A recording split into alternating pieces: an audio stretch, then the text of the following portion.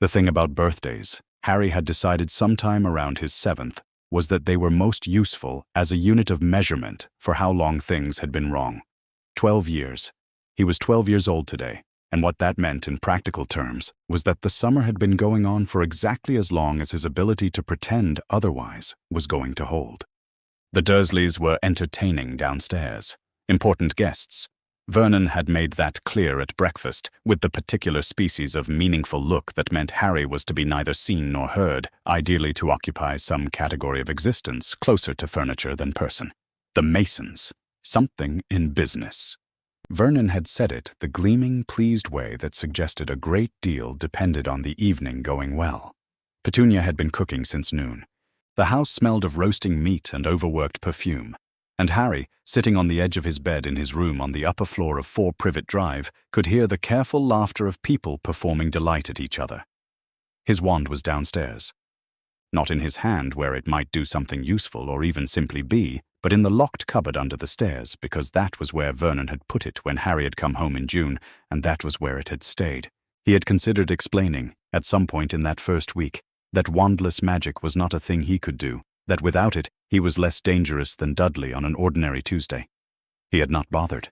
He had learned over the years to measure his arguments by their likelihood of improving his situation, and this one's odds were approximately 0. He had not received a single letter all summer. He'd told himself the first 2 weeks that Ron was busy. The Weasleys were always busy. There were so many of them, and they seemed to exist in a state of permanent genial chaos that probably left little room for letter writing. The 3rd week he'd decided Hermione was with her parents, who were Muggle dentists and presumably had opinions about the postal service. By the 5th week, he had stopped telling himself things and started simply watching the empty window in the mornings, which was its own kind of answer, and a worse one. He was sitting in the grey evening light, considering whether his entire first year at Hogwarts had been a very long and very detailed dream when he noticed he was not alone. The creature sitting at the foot of his bed had very large green eyes, tennis ball large, possibly larger. It had ears like a bat's, enormous, faintly translucent in the fading light, and a long, thin nose, and it wore something that had once been a pillowcase and was now a garment through sheer insistence. It was, in short, the strangest thing Harry had ever seen. Given the year he'd just had, that was a meaningful statement. "Harry Potter," the creature said, with the solemnity of someone beginning a formal address. It had a voice like a squeaky hinge being operated with great care. "Such an honor it is." Harry looked at the closed window. He looked at the shut door. He looked back at the creature. "How did you get in?" "Dobby," it said, which did not answer the question, and seemed aware of this, and did not feel the need to pursue it. The enormous eyes were wet with an emotion Harry could not quite classify. Reverence, possibly, or anxiety, or the place where both lived. "Dobby has come to warn Harry Potter. Harry Potter must not return to Hogwarts." Harry waited a moment to see if there was more. There wasn't. "Why?" "Dobby has heard things." Each word landed with the care of someone navigating ground they couldn't fully see. "At his master's house. There is a plot, Harry Potter, a terrible plot, and Harry Potter must not go back." "Who's your master?" The large eyes closed, briefly, in sorrow. "Dobby cannot say." "What kind of plot?" "Dobby cannot say."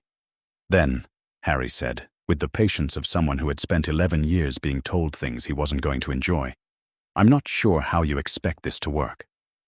Dobby's long fingers twisted together. Then, with the mournful precision of a creature performing an unpleasant but unavoidable duty, it reached into the dirty pillowcase and produced a bundle of envelopes. Harry recognized Ron's handwriting on the top one. Below it, Hermione's neat script. Below that, a large, loopy hand he associated with Hagrid, with warmth, the warmth of someone who had handed him birthday cake in the middle of nowhere and made him feel for the first time that the world was capable of being kind. "Dobby has been keeping Harry Potter's letters," Dobby said. Its voice was braced for something. "So that Harry Potter would believe himself forgotten, so that Harry Potter would not wish to return to a school where he had no friends waiting." Harry looked at the letters for a long moment. He thought about the empty window. "Give me those," he said. "Harry Potter must first promise. Give them to me." Downstairs, his aunt's laughter rose and fell, timed perfectly. The chandelier in the dining room, Petunia's chandelier, her great effort to have a house that announced success before you'd finished entering it, was casting warm light under the gap at the bottom of the staircase door. The Masons were down there, being impressed. When Harry refused a second time, and then a third, Dobby acted. The pudding rose from the kitchen of its own apparent accord, floated serenely down the hallway, and positioned itself at the dining room door with the calm assurance of something that had been asked to do an important job. Harry, watching from the top of the stairs, felt the particular cold certainty of a situation that was going to end badly. "Promise," Dobby said in a voice only Harry could hear. Harry said nothing. The pudding fell. The sound of it was complete, the crash and the spray and the absolute silence that followed, while Vernon Dursley stood at the head of his table and moved through several distinct shades of color. The Masons looked at what had been Petunia's best dessert spread across the floor in generous arcs. The evening's prospects departed with some speed. Dobby, standing in the hallway with an expression that managed to be simultaneously guilty and satisfied, promptly struck himself in the head against the wardrobe 4 times. Harry watched this without the context to understand it, and with the sinking awareness that whatever it meant, nothing tonight was going to be simple. The ministry's letter arrived while the Masons were still making their coats happen quickly. Harry read it standing in the hallway. It was formal and precise and informed him, in the measured language of official disappointment, that a hover charm had been performed at this address in violation of the decree for the reasonable restriction of underage sorcery. One prior caution already on record. A further infraction would result in expulsion from Hogwarts School of Witchcraft and Wizardry and the destruction of his wand. Harry had not performed any magic. His wand was locked in the cupboard. He had stood at the top of the stairs and refused to move. He had, in short, done nothing except exist in a house where magic had occurred, which was apparently enough for the ministry's purposes. He thought about saying something. He thought better of it. Vernon read the letter twice, slowly, and smiled in the way of a man whose birthday had come early and whose problems had just solved themselves. By morning there were bars on Harry's window, iron ones, bolted from outside, solid and certain in the early light. A cat flap had appeared in his bedroom door, through which a plate of cold toast arrived at 8 and a glass of water at noon, and nothing at all the rest of the time. Harry stood at the bars and pressed his forehead against the metal and looked out at Privet Drive baking in the July sun, and understood, with the clarity that only genuine helplessness produces, that this was where he was going to stay. He did not see Dobby leave, but Dobby had not left. The small creature stood in the shadow at the side of the house and looked up at the window and at the boy visible behind the new iron bars, and something moved through him that had no adequate name in any language Dobby had been given for his own use. He had done what he came to do.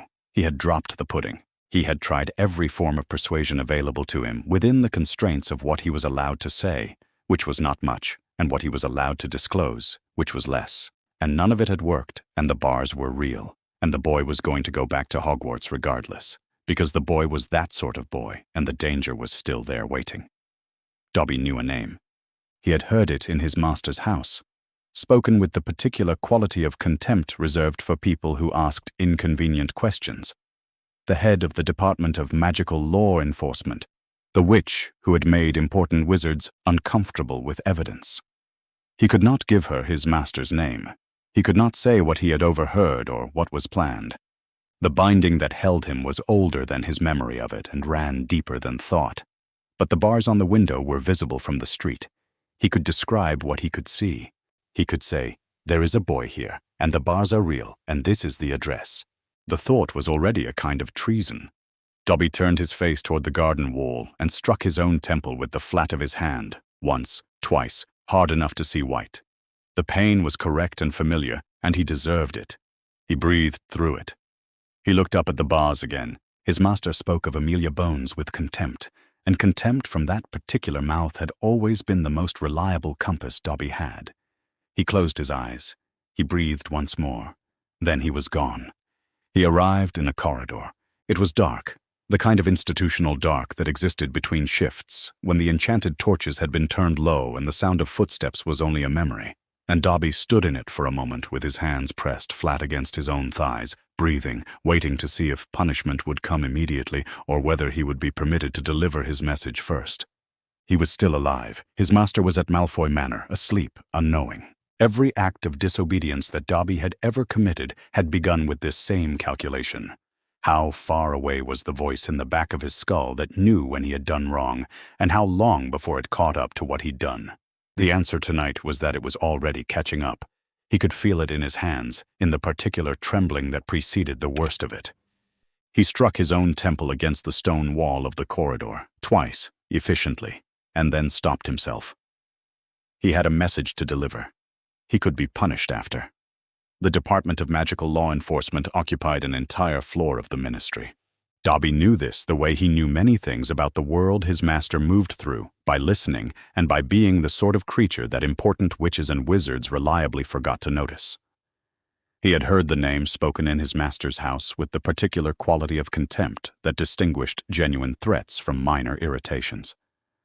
The head of the DMLE, the one who asked questions that made things difficult. He found her office by smell in the way of his kind, old parchment and self-inking quill, and the particular sharpness of a person who took their work seriously enough to let it seep into the walls around them. He apparated through the door rather than through it, because the door was closed, and appeared on the hearthrug on the other side with a small and involuntary sound of pain. The witch at the desk looked up from her papers. Amelia Bones had been at her desk for 2 hours. This was not unusual. The DMLE's overnight reports arrived between 3:30 and 4 in the morning, and she had found, over the years, that reading them before the rest of the department arrived gave her a useful advantage. She was the only person in any subsequent meeting who had actually read what she was talking about. The morning light, the enchanted version of it, pale and blue and several hours ahead of what was actually happening above Whitehall, fell across her desk and across the overnight stack with the bland indifference of artificial illumination. She had a square jaw and close-cropped gray hair, and a monocle that she wore with the complete lack of self-consciousness of someone who simply needed it to see clearly and had made her peace with that fact. She was not, by most assessments, a woman who surprised easily. She had been doing this job long enough that the world's capacity to produce novelty had diminished considerably. The creature on her hearthrug was, however, novel. She did not shriek. She was not the kind of witch who shrieked.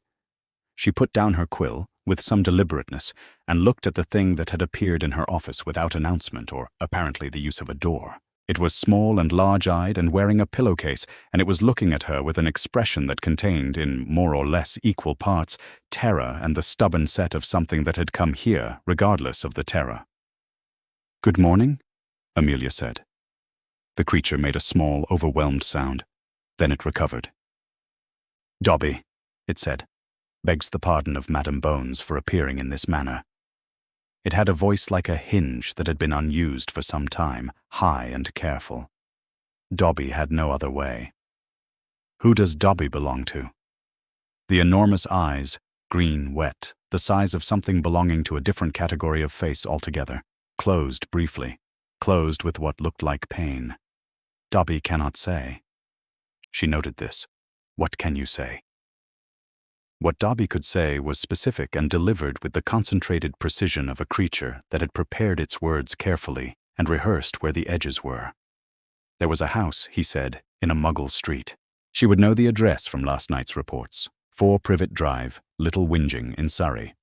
There was a boy behind the window of that house. The boy was Harry Potter, and he was 12 years old as of yesterday, and there were iron bars over his window that had not been there before. There was a cat flap in his bedroom door. The boy had been there when the magic was detected. Dobby could not say who had sent him. He could not say why he had come. He struck his head against the edge of Amelia's desk 3 times with methodical efficiency and then held very still, watching her, waiting. Amelia Bones watched him back. The overnight stack was right in front of her. 3rd report from the top. She had already read it, had already made the small note in her margin that meant she intended to follow up. A hover charm flagged by the trace at a Muggle residential address in Surrey. 1 registered underage wizard at that address. Harry James Potter, age 12. 1 wand, registered, year of acquisition, 1991. The report from Mafalda's office was thorough. It always was. Mafalda was thorough, which was why Amelia had kept her in that role. And the notation on the wand detection read, "Instrument not detected as active at time of charm." The wand had not been used. Amelia looked at Dobby. Dobby looked at Amelia. The enchanted light came in blue and indifferent through the false window and illuminated the space between them, which was small and contained a very large question. A house elf, she knew, required no wand. Whatever gifts they had were older than wands, older than the ministry's methods of tracking them, inherent in a way that made the trace, which worked by detecting the discharge of wand magic in registered locations, irrelevant. If a house elf performed a hover charm in a muggle home where the only registered wizard was a 12-year-old boy who had been in the room, the trace would see the address and the address's wizard and draw the obvious conclusion, because the obvious conclusion was all the trace was designed to draw. She had herself written a memo about this limitation in 1987. The memo had been filed somewhere. She placed her monocle precisely at her eye and looked at the creature on her hearthrug. "Is what you've told me true?" she asked. Dobby struck himself against the desk again, once, hard, and then said, in the voice of something paying a genuine cost, "Yes, Madam Bones, Dobby has told only what is true." The silence that followed was brief and workmanlike. Amelia was not a witch who dwelt in silences. She stood, pushed back her chair with the economy of movement of someone who spent a great deal of time standing up in response to things, and reached for her outer robe, where it hung on the back of the door. She settled it across her shoulders and picked up her monocle case and the small official notebook she carried to anything she intended to document. She did not send an owl ahead. She had no intention of alerting the household at 4 Privet Drive that anyone was coming. "Stay here," she told Dobby. Then, because she was precise about these things, "Don't hurt yourself while I'm gone. I need you in one piece if I have questions." Dobby stared at her, as though she had said something in a language he did not quite have access to. He opened his mouth and then closed it again. Amelia was already at the door. It was, she noted to herself, as she moved through the pre-dawn corridors of the ministry toward the flue access point at the end of the hall, the first time in the entirety of her career that she had opened an investigation on the basis of a house elf's account. The first time, as far as she was aware, that any ministry official had. There was something wrong at 4 Privet Drive. She was going to look at it, and then she was going to know whether something was wrong, and the knowing was the part that mattered. This was how she had always worked. It was, she thought, why certain people in certain offices found her inconvenient. She stepped into the flue and said the address and was gone, the corridor empty behind her, the pre-dawn light running blue and steady over the papers on her desk, and the small creature sitting very still on her hearthrug, not hurting itself, which was perhaps the strangest thing that had happened in that office in a very long time. Privet Drive looked exactly like itself. This was, Amelia supposed, the point of it. The houses were semi-detached and identical in the way of streets that had been built to reassure rather than to distinguish, and the gardens were trimmed with the diligence of people who considered an uneven lawn a moral failing. The road was empty at this hour. A milk float had been through recently, judging by the bottles on the nearest step. The sky over Surrey was the gray-blue of early morning giving way to something warmer, and the whole effect was of a place so thoroughly committed to its own normality that the idea of anything unusual happening in it became almost offensive. Amelia had walked the last 3 streets from the apparition point she'd used on the edge of the housing estate, wearing the suit jacket and trousers she kept in her office for occasions when ministry robes would cause exactly the sort of problem she was trying to avoid. She did not look, she thought, particularly muggle. She looked, at best, like a civil servant. But civil servants existed in the muggle world, and civil servants with notebooks and the quiet manner of someone who intended to document things were familiar enough that people tended not to ask pointed questions. She found number 4 and stopped on the pavement. The bars were exactly where the house elf had said they would be. 2nd floor window, right-facing, iron, bolted from outside. She could see the bolt heads even from the pavement, new and bright where they interrupted the painted woodwork of the frame. They caught the early light in a way that was unambiguous. There was nothing subtle about iron bars on a child's bedroom window. They were not decorative. They were bars. She made a note. Then she noticed the other thing. It wasn't visible precisely. It wasn't anything she could have pointed to or described in language that would survive a literal reading. But she had been a practicing witch for 30 years, and she had worked in close proximity to enough protective magic, wards, seals, blood-bound enchantments, the old kinds and the modern equivalents, to know the feeling of deliberately placed intent, It pressed against her from the direction of the house with a warmth that was not temperature, something old and vast and precisely aimed, a protection, not a boundary ward, which pushed outward. This one pulled inward, layered itself around the building like something that knew what it was guarding. She did not know what it was. She noted that she did not know what it was, which was the appropriate response to not knowing something. And then she walked up the front path and knocked. Harry had been at the window since just after 6. Not because there was anything to see, Privet Drive offered very little in the way of morning entertainment, but because the window was where the air was, such as it was with the bars in the way, and standing at it was something to do with his body, while his mind sat in the particular kind of stillness that followed a night without sleep. He had not slept. He was not sure when he would again. He saw her come up the street. She was not what he would have predicted, if he'd had any reason to predict anything. She was square-jawed and gray-haired, very short gray hair, practical, and she was wearing a suit and carrying a small notebook, and she walked with the measured pace of someone who was looking at things. She stopped in front of the house and looked at his window. He stepped back from the bars, instinctively, and then felt ridiculous and stepped forward again. She was writing something in the notebook. He did not know who she was. He did not know what it meant that she was looking at his window and writing things down. He pressed his forehead against one of the bars and watched her walk up the path and felt something he could not entirely name. Not hope, not exactly, because hope required a specific idea of what might happen next, and he had none. Something smaller, the recognition that someone was here. Vernon answered the door in his dressing gown and with the expression of a man who had not expected company and who had very specific opinions about company that arrived without warning at 7:30 in the morning. Mr. Dursley. Amelia's voice was even and contained, not the booming instrument she used in formal proceedings, but the particular quieter register she employed when she wanted someone to hear her without feeling attacked. She showed him the identification she'd prepared for Muggle-adjacent interviews, a laminated card with her name, her title abbreviated to something that would read as local government, and a photograph that did not move. "My name is Amelia Bones. I'm following up on a welfare report filed yesterday evening relating to a minor in your care. I'd like to come in." "A welfare report," Vernon said. He had the look of a man running several calculations at once, none of which were going especially well. "That's correct. Who filed it?" "I'm not in a position to discuss the source of the report. I can tell you that my concern relates specifically to the child living in the upstairs bedroom." She let this settle for a moment. "It would be in your interest to let me in, Mr. Dursley." The calculations continued. The dressing gown inflated slightly with the breath of a man preparing a speech.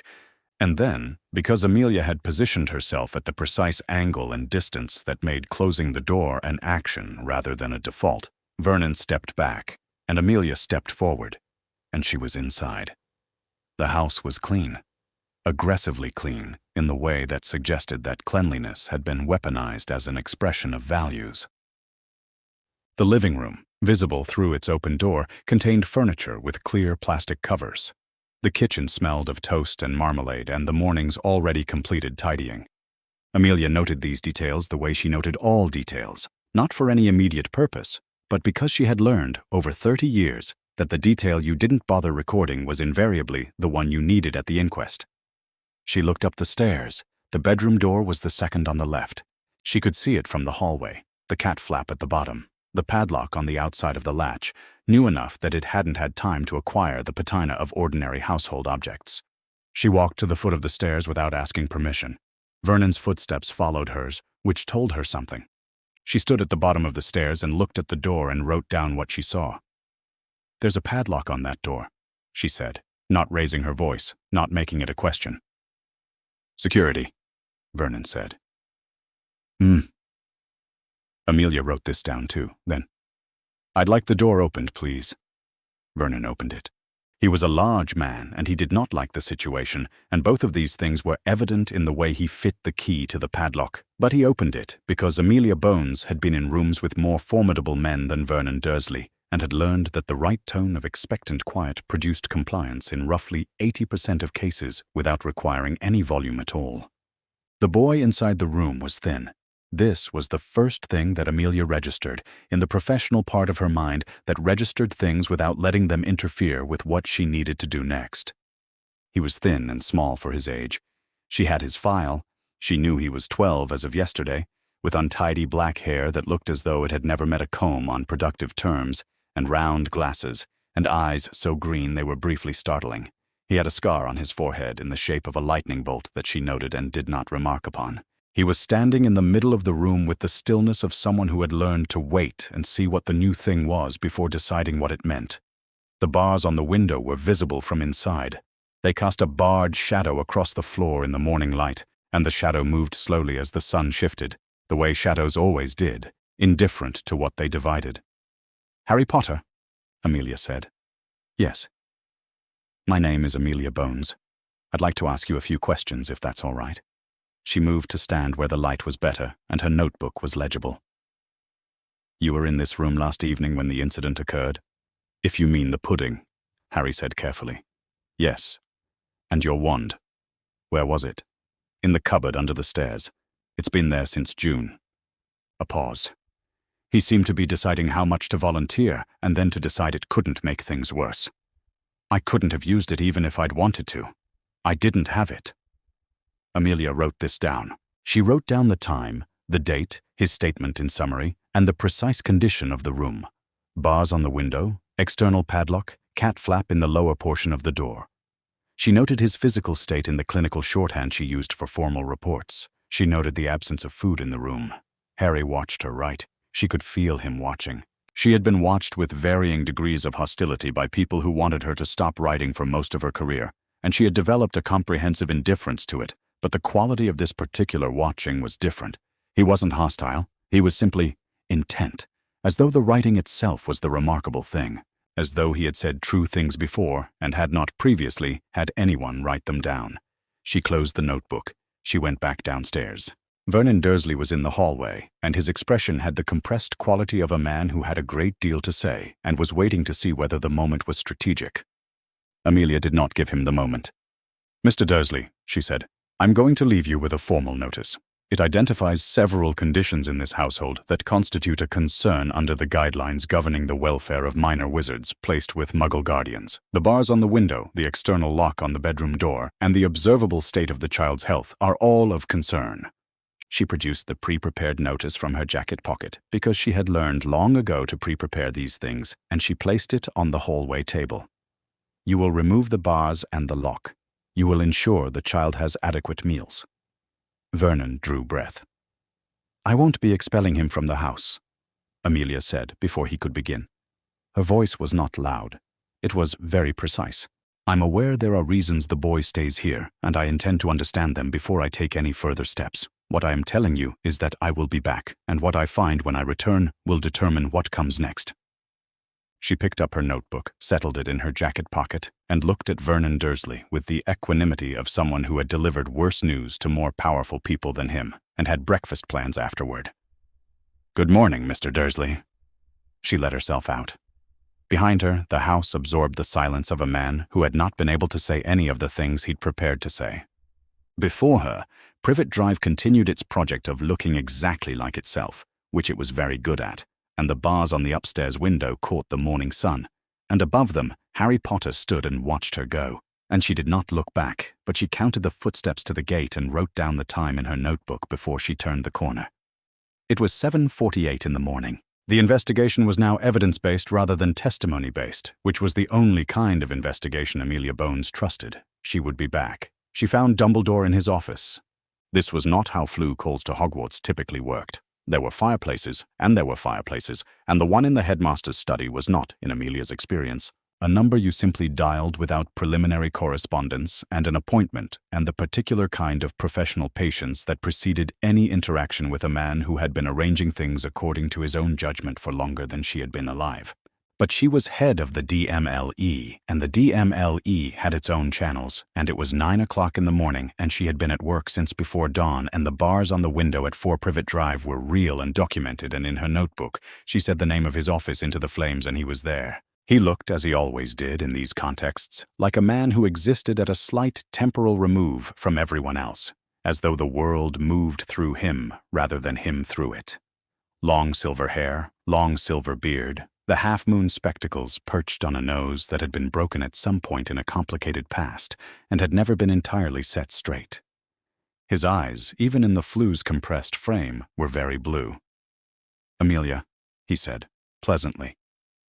He said it the way you said the name of a thing you had not expected to encounter this morning and were not entirely certain you were glad to see. "Albus." She held up a notebook, which was a thing she did when she wanted people to understand that she had been writing things down and intended to continue doing so. "I was at 4 Privet Drive this morning. I've documented the conditions under which Harry Potter is being kept by his Muggle relatives. I need to talk to you about it." A pause. It was a specific kind of pause, the kind that belonged to someone deciding, in real time, exactly how much of what they knew they were going to say. "I see," said Dumbledore. "I don't think you do," Amelia said. "Or if you do, I'd like to understand why you've chosen not to act on it. There are bars on the boy's bedroom window. There is an external padlock on his door. His wand has been locked in a downstairs cupboard since June. He is visibly underweight." She kept her voice level. She was very practiced at keeping her voice level when she wanted to raise it. "Can you tell me what I'm missing?" What he told her, initially, was that Harry's situation was complex, that the Dursleys, whatever their failings, provided a necessary form of shelter that could not simply be replaced with a more comfortable alternative. That removing Harry from that house, even temporarily, even with the best intentions, would create risks that he was not in a position to accept. "Those are conclusions," Amelia said, "not reasons." Another pause, longer. She watched his expression through the flu frame, and she watched him decide, which was the interesting part. Not the decision itself, but the process, the visible moment of a man who had spent decades being the person in the room who controlled what others knew, adjusting to the reality that this was not going to work with her. "The house," he said carefully, "carries a protection. You may have sensed something of it when you visited." She had. She told him what she'd noticed. The warmth, the directed quality of it, the sense of something vast and old pressed into the walls with the precision of something that understood exactly what it was guarding. "Not a ward," she said. "Not the kind you commission. Something older." He was quiet for a moment. "You are," he said, "a very perceptive witch." "I am an impatient witch," Amelia said. "What is the protection?" What Dumbledore described, with the oblique precision of a man who had spent a great deal of time choosing his words, was an enchantment of the sacrificial kind. When Harry's mother had died for her son, died willingly, died choosing him over herself, the love had left its mark in the magical record in the way that certain extreme acts did, not dissipating but concentrating, available to be anchored if someone knew how to anchor it. Dumbledore had known how. The anchor was Petunia Dursley. Lily's blood, living and continuing, sheltering the child in her home. As long as Harry lived there, as long as he could call that house home, the protection renewed itself each year. And the protection was specific. It was directed against the greatest threat Harry had ever faced, and would face again, Dumbledore said, which was not a small thing to be careless with. "How long does it last?" Amelia asked. "Until he is 17, until he is grown." She wrote this down. She wrote down the mechanism as she understood it, the duration, the dependency on continued residence. Then she set down her quill. "So he cannot be permanently removed from that house," she said. It was not a question. Not without forfeiting the protection. But he can have bars removed from his window. There was a beat. "Yes," Dumbledore said, which came out sounding as though it had encountered some resistance on its way out. "And the padlock." "Yes." "And adequate meals." She looked at him steadily. "You understood the situation at that house, Albus. You have understood it for some time. You made a calculation that the protection was worth what it cost the boy, and you made it without telling anyone who might have been in a position to weigh in." She was not accusing, she was documenting. These were different, and she was precise about the difference. "I'm not here to relitigate that. I'm here to tell you that the calculation changes now, because now there's a file, and the file has photographs and measurements and a witness account, and whatever the protection requires, it does not require bars on the window. My formal notice to the household stands." Dumbledore looked at her for a long moment through the blue-green of the flu connection. "No," he said at last. "I don't believe it does." He did not sound pleased. He sounded like a man encountering, for the first time in some while, a complication he had not introduced himself. Amelia noted this too, in the part of her mind that noted everything and filed it under useful. She closed the flue. On the night of August 2nd, Vernon Dursley received a second formal notice, this one delivered by a means he couldn't quite account for, materializing on his kitchen table between one blink and the next, sealed with an official crest that carried a weight he didn't understand and couldn't ignore. He read it in the kitchen while Petunia watched from the doorway, and Dudley ate cereal in deliberate ignorance of the atmosphere. The notice specified, in language that was Muggle-adjacent, but not quite Muggle, that the conditions documented at the property were to be remedied forthwith. The bars were to be removed. The padlock was to be removed. The minor wizard in the upstairs bedroom was to receive adequate food and an appropriate level of liberty within the household. Vernon began removing the bars the following afternoon. He was partway through when the car arrived. Harry heard it before he saw it, a familiar engine sound coming from the wrong direction, which was to say from above. And when he got to the window and looked out into the blue evening, there was a turquoise Ford Anglia descending through the clouds at a fairly committed angle with Ron Weasley in the passenger seat, grinning like he'd been waiting to do this for weeks. It turned out he had.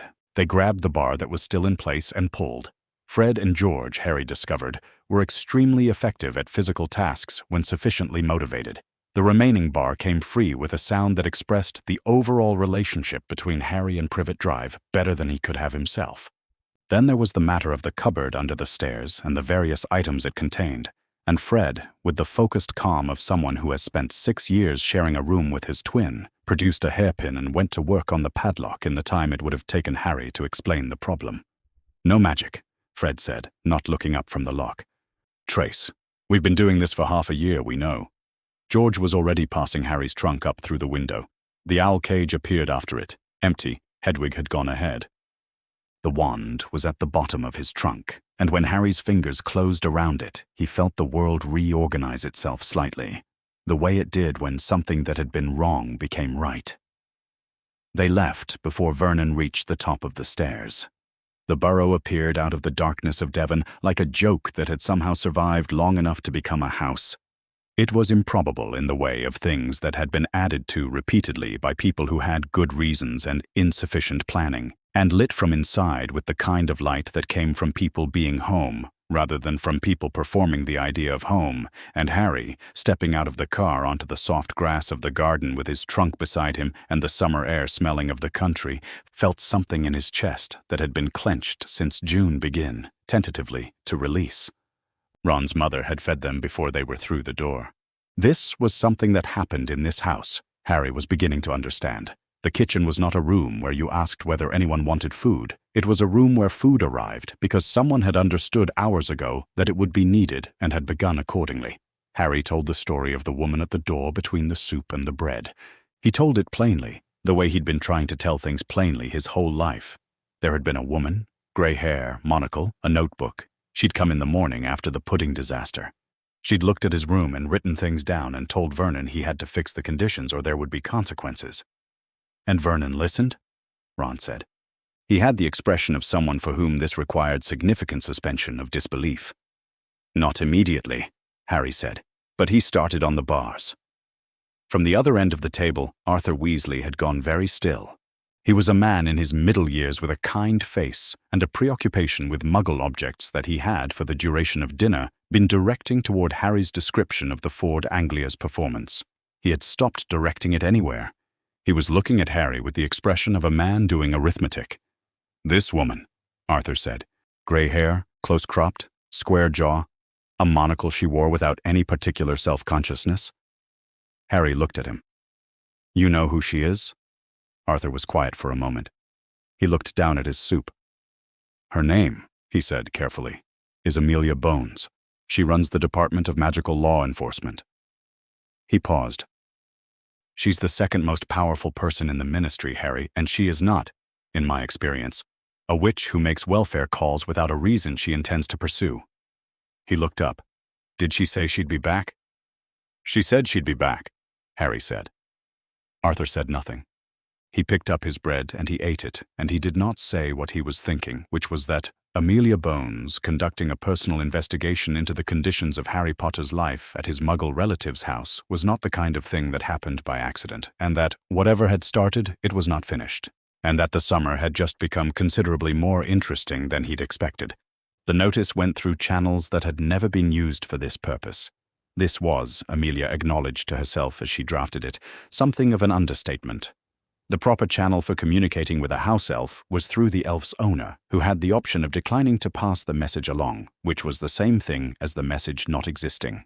The proper channel had, as far as Amelia was aware, never been used for the purpose of requesting a house elf's presence at the ministry to give a second formal statement on a matter under inquiry, because there had never been a matter under inquiry that included a house elf's first formal statement. She sent it anyway.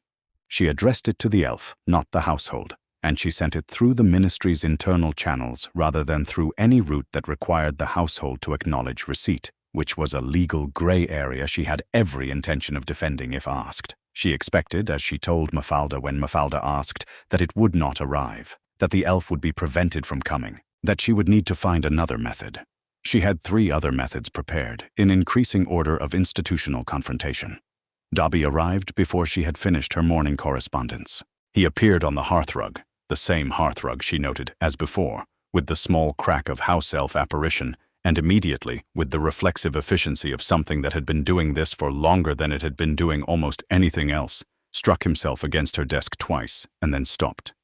He looked at her. She looked at him. "You came," she said. "Dobby came," he agreed, in the voice of someone stating a fact that was also a confession. He was already trembling. There were marks on his temples that had not been there, or not been visible the first time. "Dobby should not have come. Dobby knows this. Dobby will punish himself properly later. Dobby—" He stopped. Something moved through his expression that she could not quite name. He straightened his very small spine. "Dobby has come because Madame Bones asked." She had her notebook open. She had a fresh quill. She had thought, overnight and into the morning, about what she could ask and what answering might cost him, which was a calculation she was not accustomed to making for any witness, and which she found she could not set aside. "I'm going to ask you some questions," she said. "Answer only what you can answer without harming yourself. I will note for the record when a question cannot be answered." He stared at her with those enormous eyes. He seemed to be testing whether she meant it. She waited. He nodded. Once, small, deliberate. What followed was slow. It was slow in the way of a conversation conducted entirely at the edges of what was permitted, each answer requiring Dobby to locate the exact boundary of his binding, step to it, and deliver what he could from that precise position, without crossing into what would bring the punishment down. He could not name his master. He had established this already. He could not describe his master in terms specific enough to constitute naming. He could not say the hair or the position or anything that pointed uniquely. The binding was thorough, and it was old, and it was built, Amelia was beginning to understand, to be thorough and old. It was not an accident.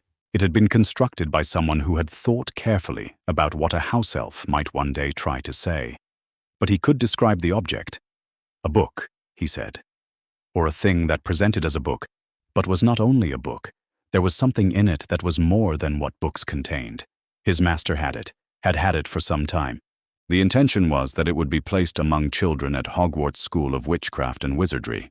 The harm it would do would fall heaviest on children whose parents were not magical. Amelia wrote this down.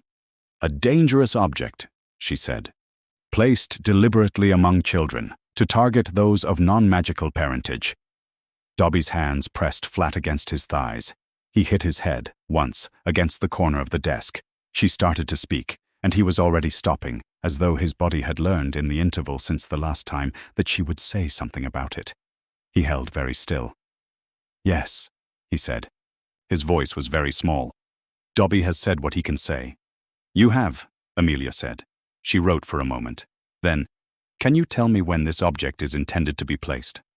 A pause. His eyes closed briefly. "Soon," he said, "before the children return." She wrote this down. She recorded the time, the date, his presence, his statements, verbatim as she had them. When she was done, she looked up and found him watching her write with the focused attention she was beginning to recognize as specific to him. Not simple curiosity, but something more concentrated, the look of a creature for whom someone writing things down was still, at some level, astonishing. She was in the middle of noting this, in the part of her mind that ran parallel to the part executing the interview, when her office door opened. Mafalda, to her credit, knocked as she entered, which was her version of extreme apology. She had the expression of someone who had been asked to deliver a message they would personally have preferred not to receive. "The minister," Mafalda said, "would like a word. Now," he said. Amelia closed her notebook. She looked at Dobby. "Wait here," she said, same as before. She found Fudge in his office with the expression of a man who had worked himself up to something and intended to deliver it before his nerve failed. He was behind his desk, which was large and heavily symbolic, and he had the posture of a person using furniture to establish a relationship between them that the conversation itself might not support. He gestured at the chair across from him. Amelia did not sit. "Amelia." He had the voice of someone performing reasonableness. "I've been hearing things. You have an intelligence network, Cornelius. It is one of the things I find useful about you." This landed approximately as she'd intended. He rearranged himself in his chair.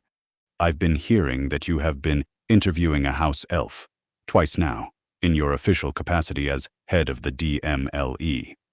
That's correct. Amelia." He spread his hands. It was his gesture of collegial appeal, the one he used before he explained why something was politically impossible. "You understand how this looks.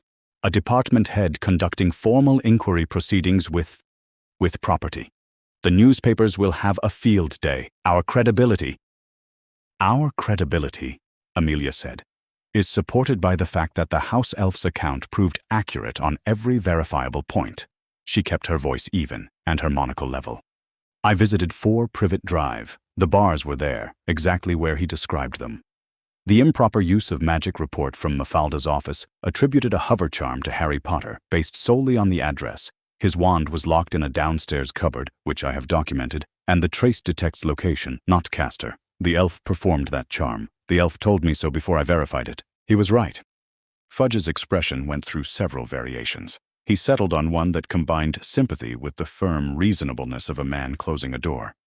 "Be that as it may, the source, Amelia. A house elf cannot testify. There is no legal standing. The legal framework governing house elf testimony," Amelia said, "does not prohibit an inquiry from recording what a house elf says. It prohibits that testimony from being introduced in a formal Wizengamot trial without the owner's consent. I am not in a Wizengamot trial. I am conducting a preliminary inquiry." She paused. "Furthermore, the same elf has now told me that a dangerous magical object, a book of sorts, is to be placed among students at Hogwarts this term by a wizard of, as he describes it, prominence.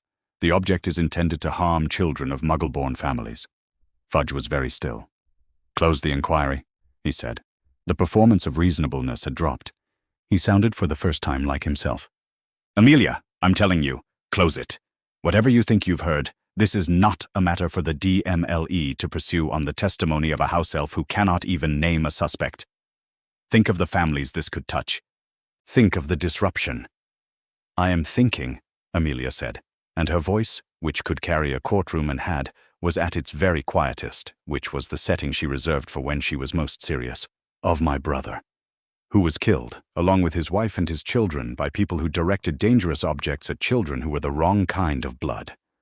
She looked at Fudge without any particular expression. "I will not be told to ignore the pattern, Cornelius. Not by you." The silence that followed was of a particular quality. Fudge sat inside it and did not move. "I will not be closing the file," Amelia said. "You are welcome to put in writing that you asked me to, and I will countersign it, and that document will also go in the file. Good morning." She left without waiting for his response, which was the professional version of closing a door, and returned to her office. Dobby was exactly where she'd left him. He had not hurt himself while she was gone. She wasn't sure whether he had wanted to, and she found unexpectedly that she was glad she didn't have to know. She sat down. She assembled the file. It was a physical thing, the file, a folder of Ministry Standard dark blue card tied with the green ribbon that denoted an active preliminary inquiry. She labeled it with the reference she had settled on, DMLE/1992/07/31/HP, which was the department, the year, the date of the initial report, and the initials of the person whose situation had been the first verifiable fact. She was precise about reference numbers. A file without a clear number was a file that would be hard to find later, and hard-to-find files had a way of becoming lost files, and lost files had a way of being convenient for people who would prefer them not to exist. Inside she placed the overnight trace report from Mafalda's office, Harry Potter's account as she had documented it at 4 Privet Drive, noting the absence of wand access. Her own observation notes from the same visit with the photograph she had taken of the bars on the window using the standard ministry documentation charm. Dobby's first statement, typed and signed by Amelia as witness, and now Dobby's second statement the same. At the front of the file, on the summary page, she wrote 2 sentences in her own hand, and then initialed them. The inquiry was formally open. The file now existed. Files were harder to make disappear than conversations. Dobby was watching her work. She became aware of this, the quality of his attention, the way he tracked the movement of her quill without quite looking at what she was writing. When she looked up, he looked away, then looked back, with the caution of a creature that had been punished often enough for the small acts of watching. "Is there anything else you can tell me," she said, "that falls within what you're able to say?" He thought about this. It was a real thought, visible. She could see him testing the edges of the binding, pressing at different points to find the places where the walls were thinner. "Dobby," he said at last, "cannot say when. Dobby cannot say where. Dobby cannot say how. But Dobby can say—" He stopped. He pressed his hands against his thighs again. He looked at her steadily with those enormous eyes, and in them she saw something she was going to continue to find professionally inconvenient, which was the look of someone who had decided to trust the outcome. The plan goes ahead if it is not stopped. If what Dobby has said helps it to be stopped, Dobby has done what Dobby came to do. He stood. He straightened the pillowcase. She said, "Stop." He stopped. He looked at her, startled. She had meant it straightforwardly. She had been about to say something else, something about the process, what came next. But the surprise on his face, the startled arrest of the movement his hands had been starting to make toward his own face, told her that the word had landed differently than she'd said it, and she held very still with the notebook in her hands and understood that she had, accidentally, told him to stop hurting himself again, and that he had, again, stopped. The thing that passed between them was not large. It was very small. It was the size of a creature's hands halting mid-movement and not knowing what to do with themselves when the target they'd been approaching was removed. "Thank you," Amelia said after a moment. She said it in the voice she used for witnesses who had given her something difficult. "You can go." He went. In Malfoy Manor, in the evening, Dobby sat in the dark of the small space he occupied and punished himself methodically for everything he had said and done and thought. He punished himself for the apparition, for the answers, for the second time sitting still on the hearthrug, for the thought he'd had, small and treasonous, when she had told him to stop, the thought that said, she waited. He punished himself for that thought especially, but it was a thought that, once extinguished, left an ember. He could feel it in the hours after, in the silence of the manor, in the space where the pain had been. Something had shifted. He did not have a word for it. He was not sure he had ever needed one before. In her office, Amelia Bones tied the green ribbon around the folder DMLE/1992/07/31/HP and placed it in her files, where it was now the same as any other active inquiry, a record, a commitment, a thing that could be read. She went home for the first time in 3 days before midnight. The burrow did not make sense. Harry had been aware of this since the first morning, when he'd come downstairs to find breakfast already on the table, and Molly Weasley at the stove explaining to Ron, in the tone of someone finishing a much longer argument, that gnomes were not suitable pets under any circumstances, and the kitchen had smelled of eggs and toast and something herbal on the windowsill, and Harry had stood in the doorway for a moment trying to understand what felt wrong before understanding that nothing was wrong. That was the feeling, the wrongness of nothing being wrong. The house itself was improbable in the way of things that had been added to over many years by people who prioritized need over structural ambition. It leaned, not alarmingly, not in a way that suggested imminent failure, but with the settled lean of a building that had made its peace with its own angles. Extra rooms appeared to have been attached to the top of it with optimism as a primary load-bearing element, and the garden was the kind of garden that served multiple purposes, not all of them decorative. There were chickens. There was an old shed that Fred and George disappeared into with the frequency and secrecy of people conducting experiments they were aware they were not supposed to conduct. There was the orchard, which was good for nothing in particular, and therefore very good for sitting in. Harry slept in Ron's room, under a slanted ceiling hung with orange Chudley Cannon's pennants, and he slept in a way he had not slept at Privet Drive, the sleep of someone who was not listening for footsteps. He had not noticed he'd been listening for footsteps until he stopped. The household had a sound. He couldn't have described it if asked, but it was there at any hour, the particular layered noise of a place occupied by people who were accustomed to each other and comfortable in the fact of existing in the same space. Someone always had the radio on somewhere. Molly's voice moved through the house the way water moved, filling the available spaces without apparent effort, and her version of quiet was what most families would have called moderately loud. Percy's door was mostly closed. He emerged for meals with the air of someone allowing himself to be interrupted at something important, and he read at the table, and Fred and George left things in front of his chair with specific and considered attention to what would produce the most comprehensive reaction.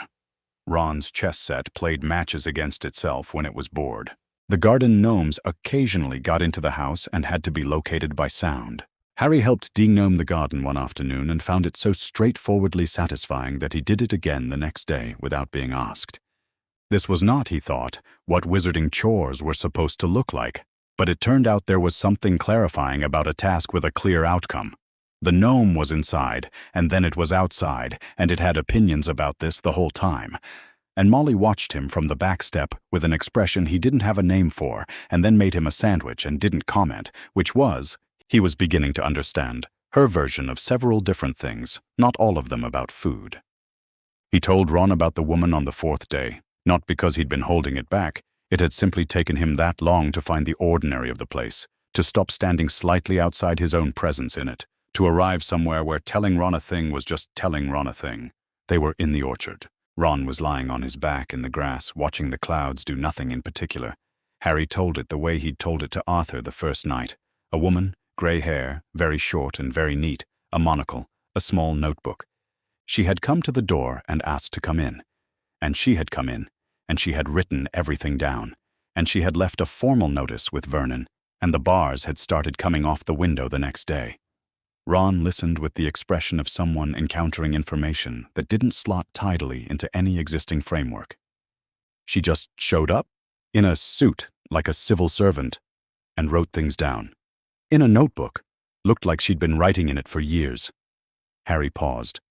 She asked me if I had my wand. I said it was in the cupboard. She wrote that down too. Ron turned this over. I've never heard of anything like that. DMLE doesn't do house calls. He didn't know who the woman was. Harry hadn't expected him to.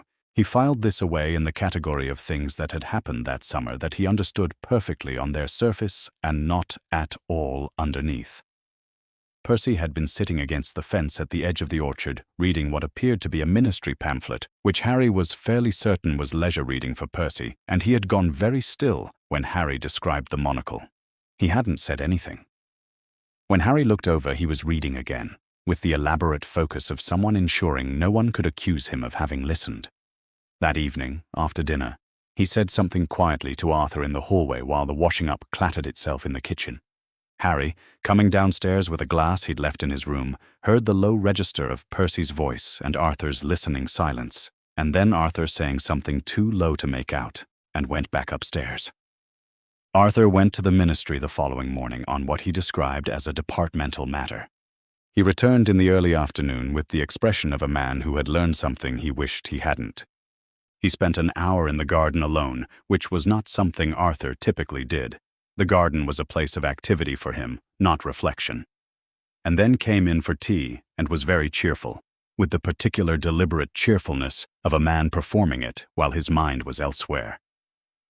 What Arthur had learned, through the careful deployment of 11 years of accumulated ministry friendships across several different departments, was this. Amelia Bones had opened a formal preliminary inquiry in the last week of July. The inquiry was catalogued under a reference from the DMLE. It concerned a Muggle address in Surrey. It was, according to the 3 separate people Arthur had spoken with, without quite asking the question directly, being contested by the minister's office. One of them, a witch in magical law enforcement who had been at Hogwarts with Arthur and liked him and therefore said more than she might have, had lowered her voice over their coffee and said that Fudge had called it embarrassing and that Amelia had declined to be embarrassed. Arthur stirred his tea and did not tell any of this to Harry. He knew what Fudge's interference with a DMLE inquiry meant in practical terms. He had seen it before. The files got slow, not closed, which would be documentable, but slow, the kind of administrative slow that was indistinguishable from accident and was never an accident. The witnesses stopped being available. The thing Amelia had opened would still exist because Amelia was thorough and her files were solid and she did not create things that could easily be made to disappear. But it would get harder. That was the thing about Fudge. He did not have to win. He only had to make winning difficult enough that other people stopped. Arthur was deeply unsettled. Not because he thought Amelia was wrong, he thought Amelia was very probably right, which was a different kind of unsettling entirely. On the morning of the 11th of August, Ginny came downstairs in the state of someone who has been awake for some time already and has been restraining themselves with difficulty. She was small and red-haired and 11 years old as of that morning, and she had about her the specific contained vibration of someone trying not to run. The kitchen expanded for the occasion in the way the kitchen always did, because Molly Weasley operated on the principle that enough food was only provisionally a concept and could always stand to be tested. There was a birthday cake, and there were streamers, and Fred and George had arranged something in a corner of the room that, when Ginny walked in, produced a shower of small golden sparks and the sound of distant bells, and then a noise that was almost certainly not intentional, and resulted in a brief, cheerful chaos involving the cat and a colander. Ginny, when order had been restored, was laughing. Harry had thought about this. He had very little. He had the things he'd brought in the trunk, his schoolbooks, his robes, the few possessions that were actually his rather than Dudley's discards. He had also, at the bottom of the trunk, the collection of chocolate frog cards he'd accumulated over the first year at Hogwarts, which he'd kept partly because you kept things like that, and partly because each one had been the product of a journey that was unambiguously his. He gave her Circe. The card was slightly bent at one corner, because he'd carried it in a pocket for a while in the winter, and Circe herself had an expression in the portrait that suggested she found the whole chocolate frog card format beneath her dignity, which Harry had always thought was funny. He'd been saving the card for no particular reason, and then he'd had a reason. Ginny looked at it for a long moment. She was careful with it, straightening the bent corner back with her thumb. "I don't have any yet," she said. "You'll get loads," Harry said. "You always get a double of the one you already have first, though. That's the rule, apparently." Molly made a sound that was not crying in the same way that someone might technically be said to not be running when they are moving very quickly. It was a good morning. The sun was in the windows, and the garden outside was loud with birds and the sort of summer that didn't ask anything of you, and Harry sat in it and ate cake and felt, without examining it too closely, something that was close to simply being present somewhere rather than waiting for somewhere to become present. The letter arrived with the mid-morning post. It was addressed to Arthur, in an official ministry envelope with the seal of the Department of Magical Law Enforcement on the front, and Molly brought it from the hallway with the particular quality of handoff that meant she had noted the seal and was currently deciding whether to be worried before or after Arthur opened it. Arthur opened it. He read it once, quickly, and then read it again. He said, "Ah." The letter was not a threat. It noted, in the precise and official language of a department head communicating through formal channels, that the enchanted Ford Anglia registered to Arthur Weasley had been observed in flight on August 3, 1992 in the vicinity of 4 Privet Drive, Little Whinging, Surrey, which constituted a potential concern under the Statute of Secrecy. It requested a written account of events. It noted that the matter was currently under review and that no determination had been made. It also, Arthur noted, confirmed implicitly that the head of the DMLE had already been aware of Harry's situation at that address before the Ford Anglia had arrived. The letter referenced Harry by name in the context of a minor whose welfare had already come to the department's attention. The rescue had been, in practical terms, redundant.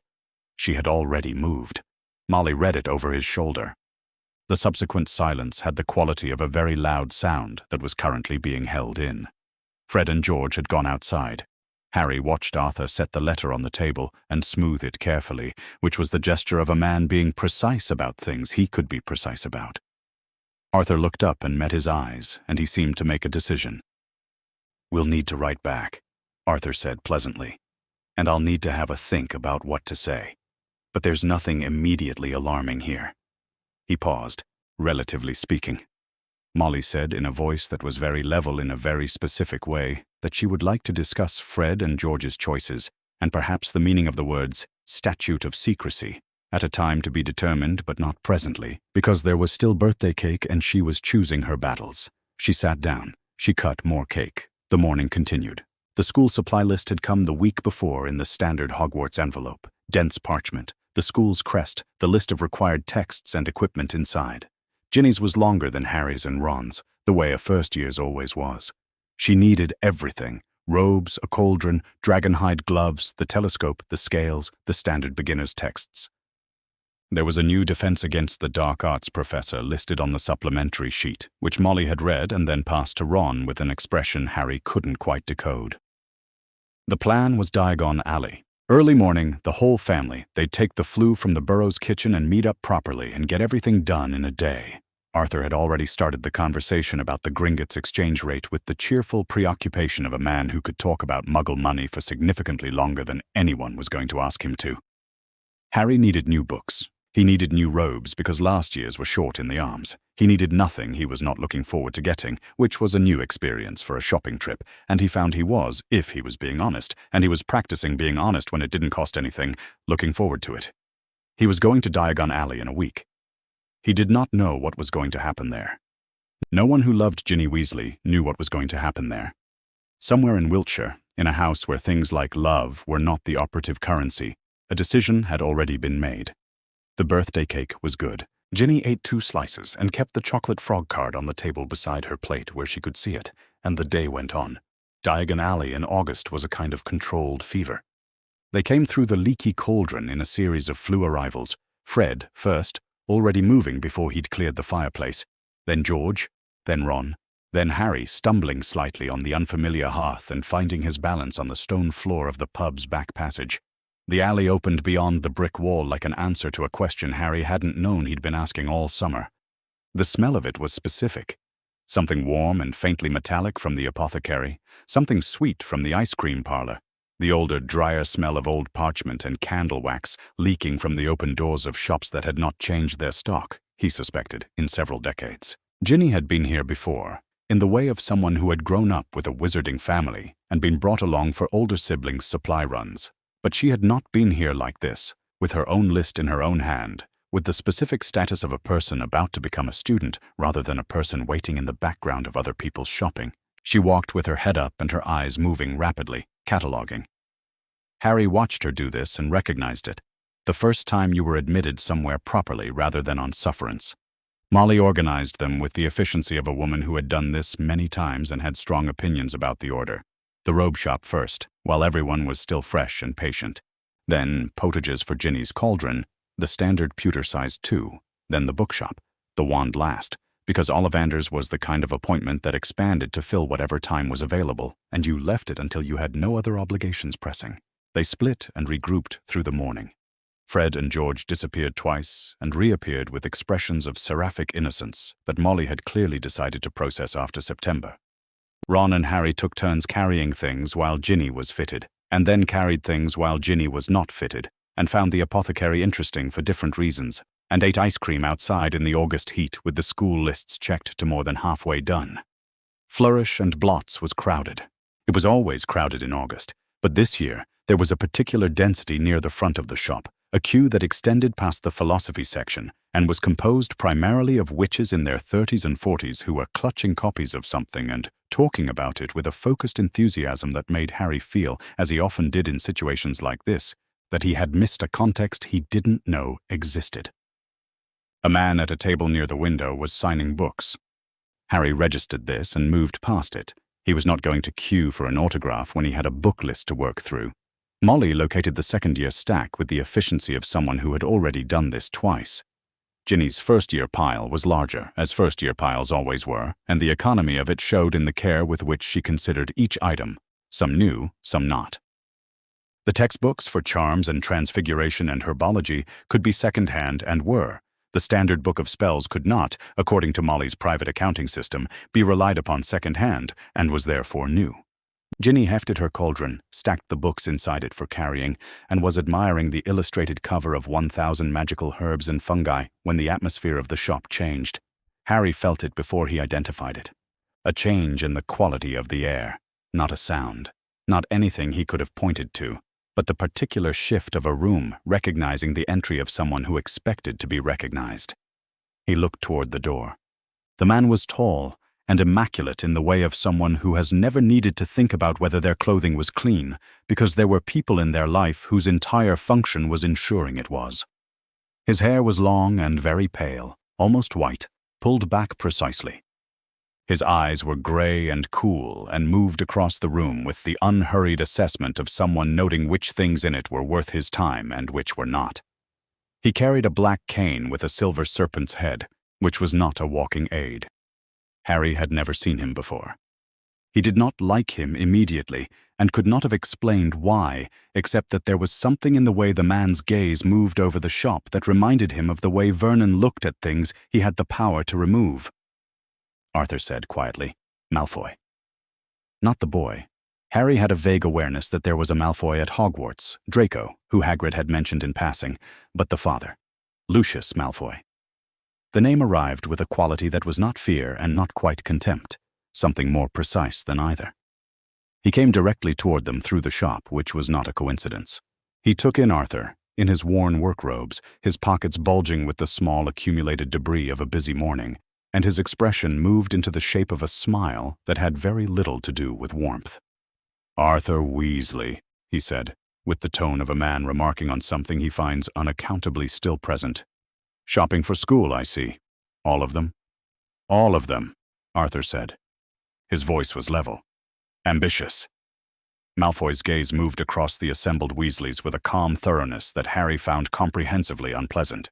It paused for a moment on Harry, Malfoy's eyes noting the scar, the glasses, the worn trainers, and moved on without visible reaction, which was somehow worse than visible reaction. Then he looked at Ginny and at the cauldron she was holding, and he smiled again. "Goodness," he said, leaning slightly forward to look at the cauldron's contents with the precise simulation of pleasant interest. "Are these second-hand?" He reached in without any particular hurry and lifted out the copy of A Beginner's Guide to Transfiguration that was sitting on top. He held it with 2 fingers as though assessing its condition, and looked at it with an expression of mild and articulate pity. They're letting them in with anything these days. Arthur's jaw was set. "Put that back, Lucius." "Of course." Malfoy set it back. The motion was easy, unhurried, and completed before Ginny had quite registered that she ought to step back. He had already turned to say something to Arthur, something cold and polished about ministry committees, about the consequences of certain policy positions, about things that were going to catch up with people eventually, and Arthur was answering with a controlled quiet that Harry recognized as the particular version of anger that didn't need volume, and Ginny was watching her father, and Harry was watching Malfoy, and everyone in the vicinity was either watching or carefully not watching. No one saw what Malfoy had left in the cauldron. The conversation ended with the courtesy of people who have said exactly what they needed to say and have no interest in prolonging the contact. Malfoy moved on, and the shop settled back into its ordinary sound, and Arthur put one hand briefly on the top of Ginny's head, in a gesture that wasn't quite enough to be called reassuring, but was something. And Ginny smiled up at him and went back to her book list. The diary was at the bottom of her cauldron under the Transfiguration textbook. It was slim and black with a plain cover and the name of a tatty seaside hotel embossed on the front in gold letters that had mostly worn away. It did not look like anything. Dobby knew the moment it was gone. He had been watching for it. He had known, in the way he knew all the things his master did in the house that his master believed went unnoticed, that the diary had been moved from its hiding place several days ago. He had seen where it went. He had watched his master take it in its cloth wrapping and set it in his traveling case with the specific careful attention that was not how you treated a book. Dobby had known what this meant. He had known what it would mean, and he had been unable to stop it, because stopping it would have required either a direct action against a direct order, which the binding did not permit, or an action he had not yet thought of, and he was not, he understood, always quick enough. He sat in the kitchen of Malfoy Manor and waited for the shape of what he had failed to prevent to become complete, and when he felt it, the particular absence that was one dangerous thing no longer in its place. He struck himself against the stone floor of the kitchen twice, very hard, and then stopped. He stopped because there was something he could still do. He apparated to the ministry with the name in his mind, like a compass. She was at her desk. She looked up when he arrived. She had the expression of someone for whom this particular arrival had ceased to be novel and had become instead something she accommodated in her schedule. "Dobby," she said. "The thing Dobby told Madam Bones about," he said without preamble, because there was no time for preamble, and he was already trembling, and he needed to say this before the pain made it impossible. "The dangerous book. It has been placed. A girl has it. A girl who does not know what it is. She has red hair." His hands pressed flat against his thighs. "Dobby does not know which girl. Dobby cannot say more than this, but it must be taken away from her before she writes in it." He struck himself against the edge of the desk. Amelia said, "Stop." And he stopped, and this time it was faster. The stop came faster, as though something had been practiced between them that was only now becoming visible as practice. She was writing. She wrote everything he had said and looked at him over her quill. "I don't know which girl," she said. "I don't know what the object looks like. I can't search the bags of every child entering Hogwarts on the basis of a description that is that general." She said this flatly, without apology, because she had learned that Dobby could hear a true thing clearly and did not need it softened. "If you can tell me anything specific? What the object looks like, where it came from, who placed it?" Dobby opened his mouth. The binding pressed against his throat like a hand. He closed his mouth. She wrote this down as well, that he had tried to say more and could not. She wrote it down and dated it and added it to the inquiry file, which was thicker now than it had been in July. A file that had existed for 3 weeks and already contained more documented fact about Lucius Malfoy's intentions without naming Lucius Malfoy than anything else in the ministry had produced in a decade. "Go," she said, not unkindly. "I'll keep looking for it." Dobby went back to Malfoy Manor and completed his punishment in the dark of the kitchen, and it was severe, and he let it be severe, because he had failed at the thing that mattered most. The diary was in a girl's hands. He had given everything he could give, and it had not been enough, and he did not know yet whether Amelia Bones with her notebook and her careful writing would be enough either. He did not know. He could only have faith in the way one has faith in a compass, not understanding the mechanism, only trusting the direction. At the Burrow that evening, Harry went to bed in the slanted room under the Chudley Cannon's pennants and listened to the Devon night, which was full of owls and distant farm sounds, and thought about the coming school year in the easy, slightly unfocused way of someone who has several weeks of buffer left between now and having to think about it concretely. Ginny had found a wand, 10 3/4 inches, pliable, which had made Ollivander make a small sound that Harry had not been able to interpret, and had been incandescent with it on the walk back, slightly overwhelmed, performing the only spell Ollivander had suggested she try, a Lumos, over and over as they came back down the alley in the August evening. He did not know what was at the bottom of her trunk. He did not know that anyone knew what was at the bottom of her trunk, or almost knew, or was writing it in a file in the ministry by the light of an enchanted lamp. September was coming. The diary was already listening for someone to talk to it, with the patience of something that did not need to breathe. The barrier at King's Cross opened the way it always had. Harry felt it the same way he'd felt it the first time, at 11, when he'd walked into a solid wall and come out the other side into a world that had been waiting for him. The brief cold of the brick giving way to something warm, the smell of coal smoke, and something older underneath, the platform's particular noise expanding around him all at once. He was 12. He knew what this was. It still felt like an argument against the laws of ordinary things, and he was glad it did. Molly kissed them goodbye with the compressed efficiency of a woman managing too many children in a public space and genuinely feeling all of it simultaneously. Percy, 16 now since the 22nd and in possession of a new prefect's badge to complement the old one, boarded with the dignified haste of someone who did not want to be seen being kissed goodbye but was not prepared to forego it. Fred and George had already disappeared into the train in the direction of sound that would probably be investigated later. Ron was loading the owl cage. Harry stood on the platform and watched the steam from the engine move across the crowd and felt, with a clarity that he was not going to be able to hold on to but could appreciate while it lasted, that he was exactly where he was supposed to be. Ginny came through the barrier last. She had been white since breakfast, with a specific quality of fear that Harry recognized as the fear of someone who has wanted a thing intensely for a very long time and is now in the position of finding out whether the thing is what they imagined. She found her feet on the platform and looked up at the Hogwarts Express and went, visibly, about 3 shades paler. Ron put his arm around her shoulder in the automatic way of someone who had always had younger sisters. "It's the same train," he said, which was not the most reassuring thing he could have said, but which had the advantage of being true.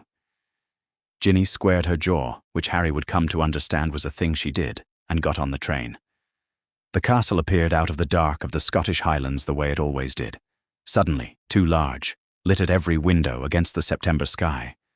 The boats carried the first years across the Black Lake with the particular solemn efficiency that Hogwarts had refined over centuries of performing its own arrival. Harry watched from the carriages, with the small vertigo of someone seeing something he loves from a different angle, and found he was watching for Ginny's face when she saw it. He couldn't pick her out in the dark of the lake below. The sorting hat had views on all 11 of the new Gryffindors. Ginny, it sorted in 1.5 minutes, which was not the hat's fastest, but was the hat's most decisive, and she walked to the Gryffindor table with color coming back into her face in a rush and sat down next to Hermione, who was applauding with the specific warmth of someone who had not been sorry to be sorted where she was and was actively glad to have company. The year began. Ginny found the diary on her 3rd day. She had been looking for her transfiguration text in the bottom of her trunk, packed and repacked twice by Molly and by herself, and therefore containing everything in the wrong order, and her hand had closed on something slim and dark, smooth in the way of a well-made thing, and she had taken it out not knowing what it was. She knew it wasn't hers. She was methodical in the way of someone with 6 older brothers who had learned early that possession of your own things required active attention. She did not remember packing a diary. She did not own a diary. The cover was plain black and the gold lettering on the front. A hotel name, she thought, or the remains of one, had mostly worn away with time. She turned it over in her hands. She found a quill. She didn't know what she expected to happen, but she wrote her name in it anyway, on the first line of the first page, the way you wrote your name in a thing you were claiming. And the ink dried, and then something happened that made her breath catch. The ink disappeared. And then, in a different hand, the ink returned. "Hello, Ginny." She had been at Hogwarts for 3 days, and she was 11 years old, and she had spent the better part of those 3 days feeling the specific particular loneliness of someone who is surrounded by people who all seem to already know where they're going. She had Ron, who was kind, and Hermione, who was trying, and the other Gryffindor girls, who were pleasant. But they had their second-year rhythms and their established friendships, and she was the new one, and she knew the new one's particular shape, which was visible to everyone and seen by nobody. "Hello," she wrote back. And the diary listened. It listened to everything. She told it about the charms corridor where she always got turned around. And it told her about the castle's layout with a patience that was somehow also personal, as though it had thought specifically about which details she would need. She told it about the evening she had started to say something at dinner and talked right over herself because she'd been nervous and the table was loud, and the diary told her it had happened to him too, when he was at school, and it was the kind of story that made her feel better because it made her feel less singular. She told it she felt invisible. "You're not invisible to me," it wrote. She knew it was a book. She knew it was, in some technical sense, not a person. She also knew that when she closed it every night and put it back in her trunk under the Transfiguration textbook, the thing she felt was not embarrassment but anticipation, of coming back, of the particular quality of being heard. The diary did not ask anything of her yet. It only listened. Harry heard it in October, on an evening when the castle's corridors had the particular quality of late term, quieter than they'd been in September, the novelty worn off, everyone's routines establishing their grooves. He was coming back from the library by the route that passed the girls' bathroom on the 2nd floor, which was out of service for reasons no one had ever quite explained to the second years, and it wasn't something he'd planned to think about. He stopped. There was something in the walls. He couldn't have said what exactly. A sound that was not quite a sound, or it was a sound. He could hear it. But hearing it produced a feeling that hearing wasn't supposed to produce. A cold, seeping wrongness that started in his stomach and went upward. It wasn't a voice, exactly. Or it was a voice, in the way that a thing moving very far underwater might be described as swimming. He stood in the corridor and listened, and the feeling got worse, and he made himself walk away from it. He did not tell Ron. He did not tell Hermione. He told himself it was a trick of the castle's acoustics, which were genuinely strange and could produce sounds from odd angles, and he mostly believed this and went to sleep, and in the morning the specific quality of the wrongness was harder to recall. Which was a mercy. The inquiry file in Amelia's office had grown 3 inches thicker since September. She had a contact in the Auror office, someone she had trusted for 15 years and had asked, obliquely, to pass along any unusual magical incidents from Hogwarts through informal channels rather than the official report chain, which had a delay of 3 working days and went through 3 desks before it reached hers. The contact was thorough. He had sent her 2 notes in September, a minor wand-related incident during the first week of term, resolved, and an unusual reading from the castle's monitoring instruments, category unspecified. Neither was actionable. She had added them to the file and noted what they were not. She was watching for the shape of something she could not yet see completely. She had a description, a dangerous object, a girl, red hair, placed in the girl's possession at a bookshop in mid-August, and she had a pattern, Muggle-born children at risk. A dangerous book, someone with access and motive who Dobby could not name. What she did not have was the object. What she did not have was the specific name. She was watching for the place where what she had and what she needed crossed. On the 31st of October, the crossing began. It was Halloween, and the feast had been cleared away, and the corridors had the specific sound of a school in between events. Hundreds of students moving between the Great Hall and the staircases, warm from the meal, loud from the evening. Harry and Ron and Hermione were in the middle of it, drifting toward Gryffindor Tower with the crowd, when the corridor near the second-floor staircase went suddenly and completely wrong. There was water on the floor. There was a message on the wall painted in something dark that Harry did not immediately want to think about. There was a shape on the floor that resolved, after a moment of his brain refusing to make sense of it, into a cat, stiff and rigid and breathing in a way that was not the way anything should breathe. He stood and read the words on the wall. He read them once, and they were still there when he read them a second time. The Chamber of Secrets has been opened. Enemies of the air, beware. The crowd was gathering behind them. People were pushing forward to see and making sounds when they saw. Harry could hear Filch's name somewhere in the crowd, someone calling for him, finding him, his footsteps arriving with the specific quality of a man who moved quickly when his familiar was involved. He heard the sound Filch made when he reached the corridor and understood what he was seeing. Harry thought about the thing in the walls. He thought about it the way you thought about a thing that had been trying to tell you something and had used a frequency you hadn't been equipped to hear. In the Ministry of Magic, at 11 o'clock that night, Amelia Bones read the urgent owl from her aura contact. She read it twice, the way she read things that were important. Once for the facts, once for what the facts implied. She set it down. She opened the inquiry file to a fresh page. She dated it. She wrote, "Petrification of familiar animal, second-floor corridor, Hogwarts School." Wall writing. She wrote the exact words. She had been given the exact words by her contact, who knew she wanted exact words, and she underlined them. She wrote, "Muggle-born student specifically targeted, per DMLE/1992/July 31st/HP entry, dated August 5th, ref Dobby testimony. The children who will be most harmed are the ones from non-wizarding families." She drew a line from that entry to this one. She did not write that she had been right. That was not a thing you wrote in a file. But she held the pen over the page for a moment before she wrote the next line, which was, "Travel to Hogwarts, to be arranged. Earliest possible date." She capped the quill. The inquiry file was now the thing it had been building toward being since July. Not a collection of unconnected observations, but a file with a shape. The shape was still incomplete. The name at its center was still absent, represented only by a house elf's careful silence and a pair of cold gray eyes in a bookshop in August that Amelia had never stopped thinking about. But the Chamber of Secrets had been opened, and the school was frightened, and she knew what a pattern looked like when it announced itself. She was going to Hogwarts. By November, the school had the particular quality of a place that had been frightened for long enough to be tired of being frightened, which was a different thing from being reassured. There had been the creature on Halloween, found by the caretaker, rigid and suspended somewhere between life and what lay on the other side of it, the wall above her painted with words that no one pretended not to have read. Then a student, first year, a boy with a camera who had apparently been in the wrong corridor at the wrong moment. Then another student, a second year from Hufflepuff.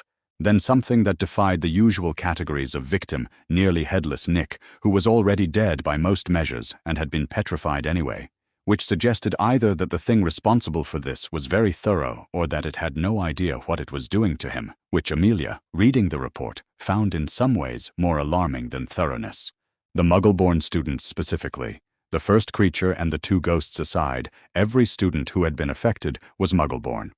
She had read the file entry she'd written in August, the one that read, "The children who will be most harmed are the ones from non-wizarding families." She had gone to Hogwarts. The flu connection to the headmaster's office was established, at her request, through official ministry channels. Dumbledore had agreed, which she had been prepared for, in the tone of a man who had been expecting this eventually and had decided, in the interval, to be ready rather than resistant. She came through the fireplace at 9:30 on a Tuesday morning in the second week of November, and found him at his desk with tea already on the side table and the portraits of previous headmasters arranged in their frames with the careful attentiveness of very old people pretending not to listen. She set the inquiry file on his desk. He read it without rushing. This was one of the things she had come to understand about Dumbledore over the decades. He read at the pace of someone who was building rather than reviewing, which meant that when he finished, he had already done more than read. He turned the pages with the deliberate steadiness of someone who was not going to miss anything, and when he reached the section on Dobby to his two ministry statements, typed and witnessed, August and pre-August, he paused. He finished the paragraph. He looked up at Amelia over the half-moon spectacles. "Dobby," he said. "Yes." He looked back at the file.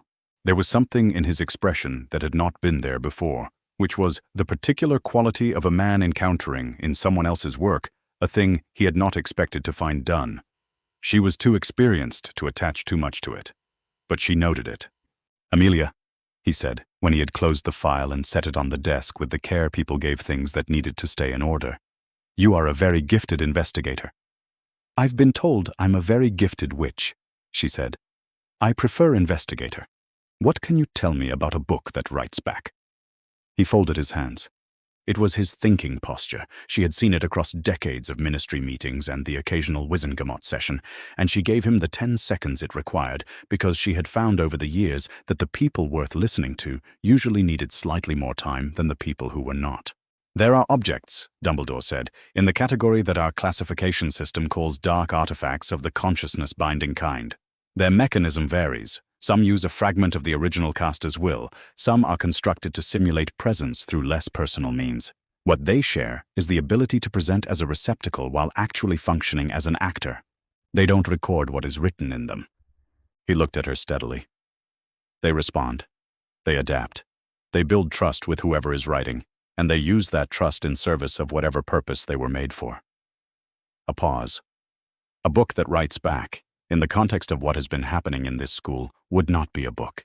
It would be a trap that had been placed inside a book." Amelia wrote this down. She wrote down the classification, the mechanism, the key distinction between a receptacle and an actor. She wrote consciousness binding, simulates presence, builds trust, not a record, a trap. She wrote this down and underlined it and added the date. "Where would a child acquire such an object?" she said, and it was not a question, and Dumbledore heard it as a statement and said nothing. She noted that he said nothing. She asked for access to the house elves. The elf who showed her to the kitchens was courteous and small and had the quality of someone performing the perfectly ordinary act of escorting a ministry official through a school without doing anything more or less than was required. The kitchen was enormous. She had known it would be. She had read COS descriptions and knew the castle's scale, and it was occupied with the particular dense industry of over 100 house elves in the middle of preparing the day's meals. The sound of it was the sound of a room that did not need her attention and was not going to offer it. She described who she was looking for. Large green eyes, tennis ball large, ears like a bat's, pillowcase. An elf who was not one of theirs but who had been coming here. an elf who had been appearing near Harry Potter. The elves went still in a specific way, not the still of people who didn't know what she was talking about, but the still of people deciding how to respond to something they did know. They knew Dobby. He had been coming since September. He was not one of theirs. They could not speak for him, but he had been here. They brought him. He arrived in the corridor outside the kitchens with the small crack of house elf apparition, and he looked worse than she had seen him. There was no other way to describe it. He had always been small. He was smaller now in a different way, which was the way of something that had been spending itself without replacement. His hands were pressed together so tightly the knuckles had gone white. He looked at her, and the look was full of relief and apology in equal parts. "Madam Bones," he said. "Dobby," she said. She looked at him for a moment, at the flinch already starting in his left hand, at the inventory of old marks on his temples. "You do not have to hurt yourself while you are speaking to me. Are you able to accept that?" He looked at her. His hands stopped. "Dobby," he said carefully, "has been doing many things he should not have done. His master, Dobby's master, is—" He stopped. The familiar wall. He pressed his lips together and breathed once. "Dobby has been coming here to see that Harry Potter is safe. Dobby has been disobeying for a long time, and the cost is—" He stopped again. Not the wall this time, but something more like choice. A decision about how much to say. "Dobby is all right," he said. "Dobby is here." She nodded. She opened her notebook. "The diary," she said. "I believe I'm looking for a slim, black diary belonging to a girl who started at Hogwarts in September. A girl with red hair." She watched him. "Can you tell me, is that the object?" The effect on him was immediate and visible. His eyes went wide, and then went somewhere else. Somewhere that contained pain and relief in equal parts. And he did not strike himself, which was what he had always done when the confirmation of something important was too much to hold quietly. He held himself very still instead. It looked like something he was learning. "Yes," he said. His voice was very thin. "That is the object." "Is that object the source of what is happening in this school?" "Yes." Quieter still. "Can you tell me who the diary belonged to before it was placed in the girl's things?" "The wall." He made a sound she had not heard from him before. Not the sounds of self-punishment, but something more like grief. The sound of someone reaching for a door and finding it locked. "Dobby cannot say." "Can you tell me who placed it in her things?" "Dobby cannot say." She wrote this down. She wrote, "Confirms the object is the diary. Confirms it is the source of the petrifications. Cannot name the prior possessor or the person who placed it. Elf binding prevents it. Consistent with all prior statements." She dated it and initialed it. "You've been coming here since September," she said. "While all of this has been happening, while you've known what the diary was, you've been here." "Dobby could not stop it from being placed," he said. He said this with the flatness of someone stating a thing they had repeated to themselves many times. "Dobby could not say whose it was. Dobby could not. There are things Dobby has not been able to do, Madam Bones. But Dobby can be here. Dobby can see that Harry Potter is not the one who—" He stopped. He looked at the floor. "Harry Potter is not in danger from the thing that is happening, except by being in the same school. Dobby checks. Dobby has been checking." She looked at him for a long moment. "Thank you," she said. She meant it the way she had meant it in August, specifically in the way she used for witnesses who had given her something difficult. "You've helped me. You've been helping me since July, and every time has cost you something." He looked up. He seemed to want to say something that he did not have the right words for, which was a look she recognized from 30 years of interviewing witnesses. The look of someone for whom the important thing is not something they know how to put in language. She closed the notebook. She sat for a moment in the corridor outside the Hogwarts kitchens, with the sound of 100 house elves making lunch on the other side of the door and the November light coming through the castle windows in the thin, low slant of approaching winter, and she thought about what she had. She had a description. She had a confirmation. She had the pattern entire.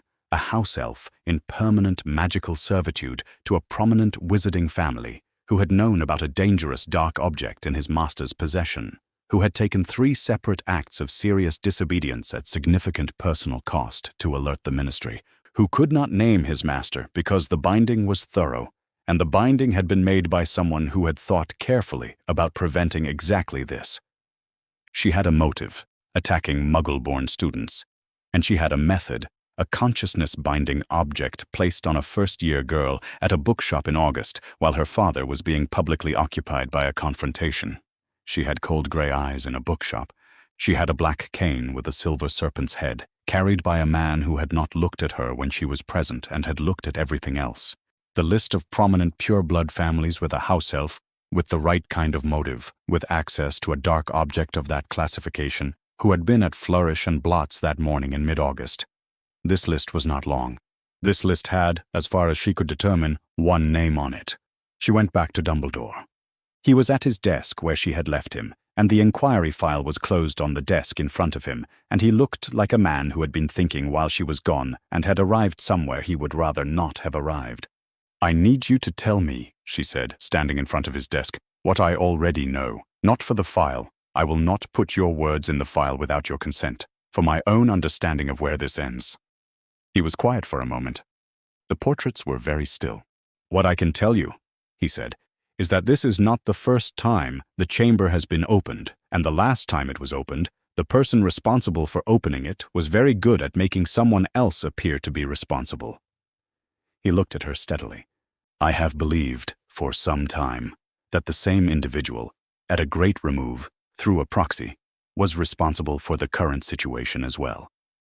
I did not have evidence that would survive his particular kind of deniability." He paused. "I believe you may be closer to it than I am." She looked at him for a long moment. He did not deny it. She picked up the inquiry file. She said good night, though it was early afternoon, because it was the right cadence for what had just passed between them. She went back to the ministry through the flu. She added the final entry in the file for that day. Subject confirmed, proximate to the Flourish and Blot's placement. House elf, binding, consistent with servitude to a high-profile pure-blood family. Motive, method, and proxy confirmed indirectly. Proceeding to final approach. She did not write the name. She would not write the name until she could make it stick. She sat in her office in the late afternoon light with the file in front of her and the weight of it, of 5 months of patient, documented, careful work, of a house elf who had spent himself crossing and recrossing the distance between what he was allowed to say and what he needed to say, of a 12-year-old boy who had said true things and had them written down, of a girl who was somewhere in a Hogwarts dormitory with a slim black diary at the bottom of her trunk, and felt not satisfaction but the particular cold focus that preceded the hardest part. Tomorrow she began the final approach. Tonight she let herself feel what it had cost to get here. Harry noticed it the way you noticed things when you had learned to pay attention to changes in the quality of someone's presence, which was not a skill most 12-year-olds had, but Harry had acquired it early, in the years when noticing things had been the difference between an acceptable evening and one that was not. Ginny was disappearing. Not literally. She was at the table for meals, in the common room in the evenings, walking to classes through the castle's morning rush. But the Ginny who had been incandescent about her wand on the walk back down Diagon Alley in August, who had squared her jaw on platform 9 3/4 and gotten on the train with color coming back into her face. That version was becoming a thinner copy of itself. She was pale in a specific way, the way of someone who was spending energy somewhere that wasn't replenishing it. She turned up in the common room late at night sometimes, when the fire was low, and she wouldn't quite say where she'd been or what she'd been doing. She had the look of someone whose private life had become very large. He told Hermione on a Tuesday evening in late November, because Hermione was the person you told things to when you needed the thing to be treated seriously and examined properly. Hermione listened with the specific stillness of someone for whom this information was not new, but was now sharply relevant. She mentioned a diary, Hermione said. She said it the way she said things she'd been thinking about for a while. Weeks ago, she said she'd found one in her trunk and she'd been writing in it. I asked if she'd brought it from home and she said no, she didn't know where it came from, and then she changed the subject. People change the subject, Harry said. People change the subject when they don't want to talk about something. Hermione looked at him. She's been writing in an anonymous diary she found in her trunk that she can't account for, and she doesn't know where it came from, and now she's... She didn't finish. She didn't need to. We should tell someone, Harry said. Yes, Hermione said. Amelia Bones is in the school. He had seen her in the corridors. The grey hair, the monocle, the notebook that was always either open or about to be. He had not spoken to her since the morning in August when she had come to Privet Drive and written things down and left a formal notice with Vernon, and he had thought about her occasionally since then, the way you thought about a change in your circumstances that you couldn't fully account for, as something that had happened because someone he didn't know had decided to look at his window. He found her the following afternoon, which was not what he had planned. He had planned to find her deliberately, to approach and say something sensible. What actually happened was that he was passing through the second-floor corridor on his way back from Transfiguration, and the sound was there, in the walls. It had been louder in October.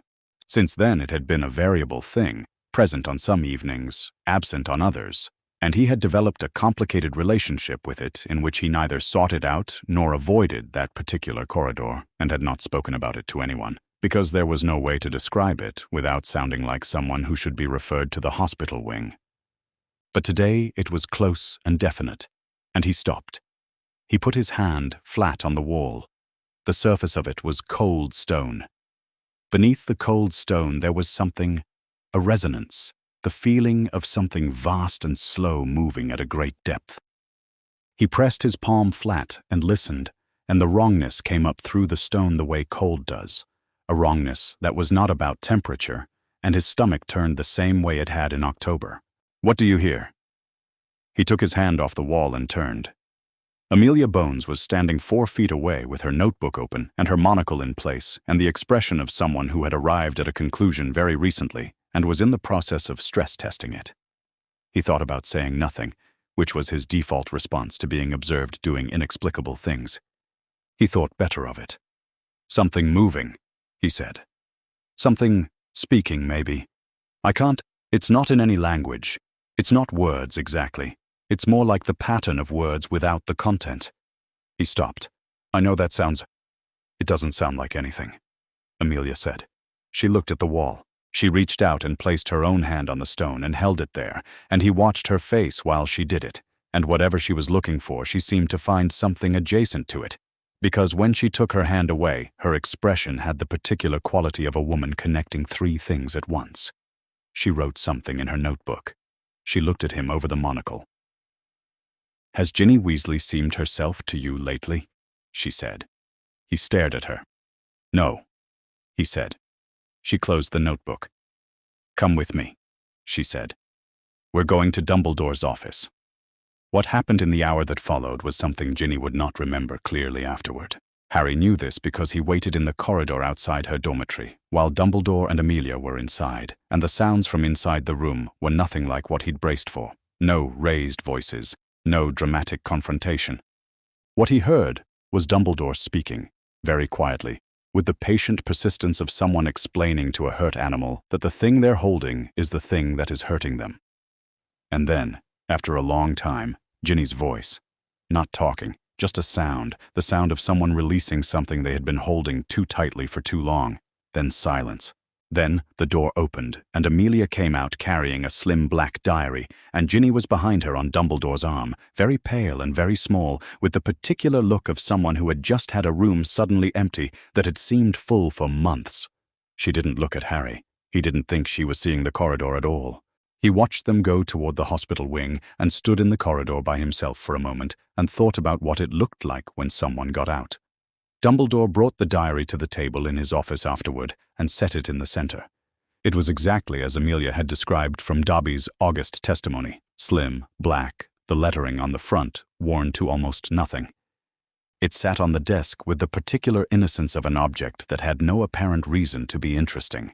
She had her notebook open. Dumbledore looked at the diary with an expression she could not fully read, complex, old, containing things that she was not going to press him for this evening. He said, "This object contains a fragment of intent, not memory, not magic in the ordinary sense, something more fundamental than that, a piece of a person's malice, preserved and made capable of action, bound into the object in such a way that it can receive, respond, and ultimately possess the one who engages with it." "A person's malice," Amelia said. "Whose?" "The name on the diary," Dumbledore said, "is a name I recognize. The entity that wrote in it 50 years ago is someone I have encountered in other forms." He paused. You may know him better by a different name, but the relevant fact for your file is this. Someone placed this object in that girl's belongings with the intention that exactly this outcome would occur. They knew what it was. They knew what it would do. Amelia wrote, "Dark magical object.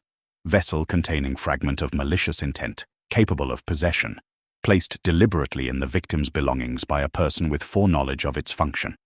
She underlined deliberately and foreknowledge. "How did a child come to have it?" she said. Not because she didn't know.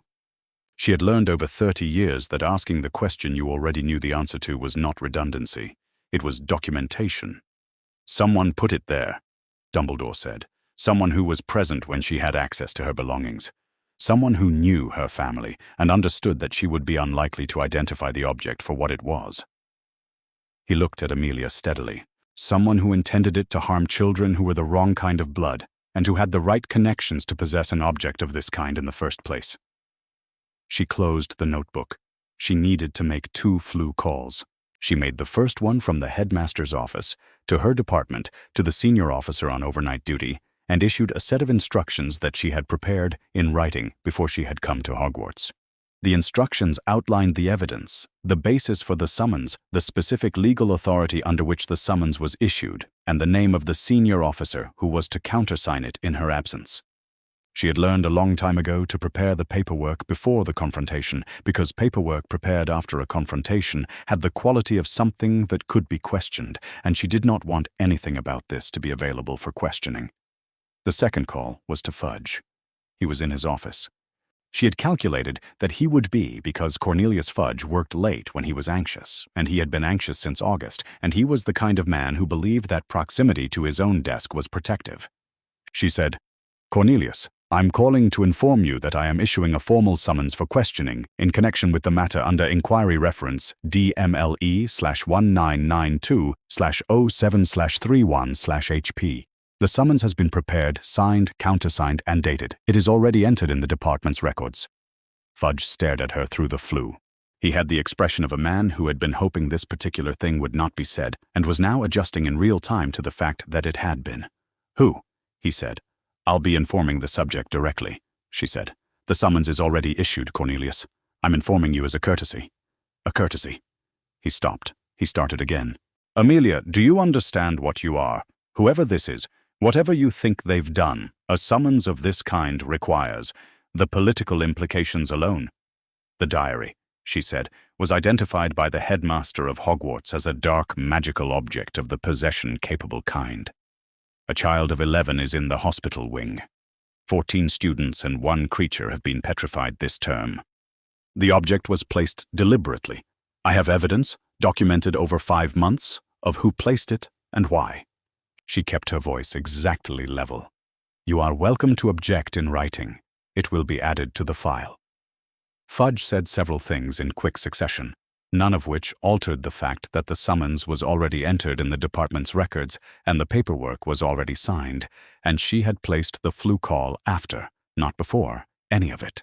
She closed the flu connection. She sat for a moment in Dumbledore's office with the diary on the table in front of her, contained now in the spelled evidence case that the senior duty officer had brought up to the school by ministerial within the hour, a sealed, documented container, the kind used for objects too dangerous to transport without containment. The diary inside it. In her file, all the months of documented evidence. In the department's records, 1 formal summons, countersigned and dated. She opened the file to a fresh page. She had written the entry from Dobby's second ministry statement, a wizard of prominence, and the entries from every conversation since, and the entry from Dumbledore tonight about a person with foreknowledge of the object's function and the right connections to possess it. She had written about flourish and blots. She had written about cold gray eyes and a black cane with a silver serpent's head, and the specific economy of a man who occupies the space between Arthur Weasley and a second-hand book with the ease of someone who has always determined where such spaces fell. She picked up her quill. She wrote, "Suspect, Lucius Abraxas Malfoy." She wrote the date. She wrote, "In the matter of the dark magical object placed with Ginevra Molly Weasley, age 11, at Flourish and Blott's Bookshop, Diagon Alley, London, on or about August 15, 1992. Evidence basis. Attached. She initialed it. The name was in the file.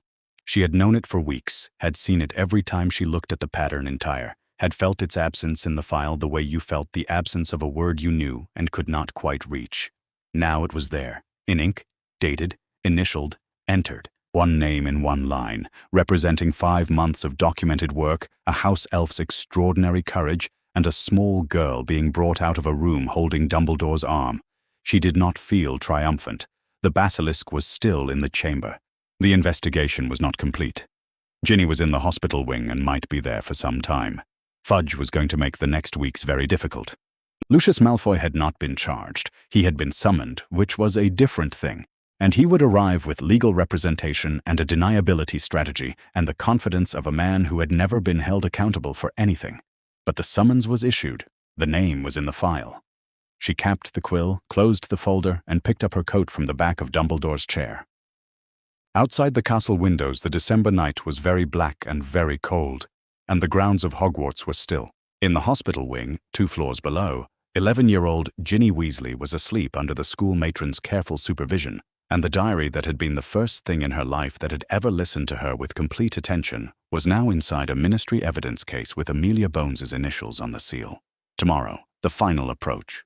Lucius Malfoy arrived at the ministry at 10 o'clock on a Tuesday morning in December with his legal representation and the particular quality of composure that belonged to a man who had decided, before he walked through the door, that this was going to be a minor inconvenience.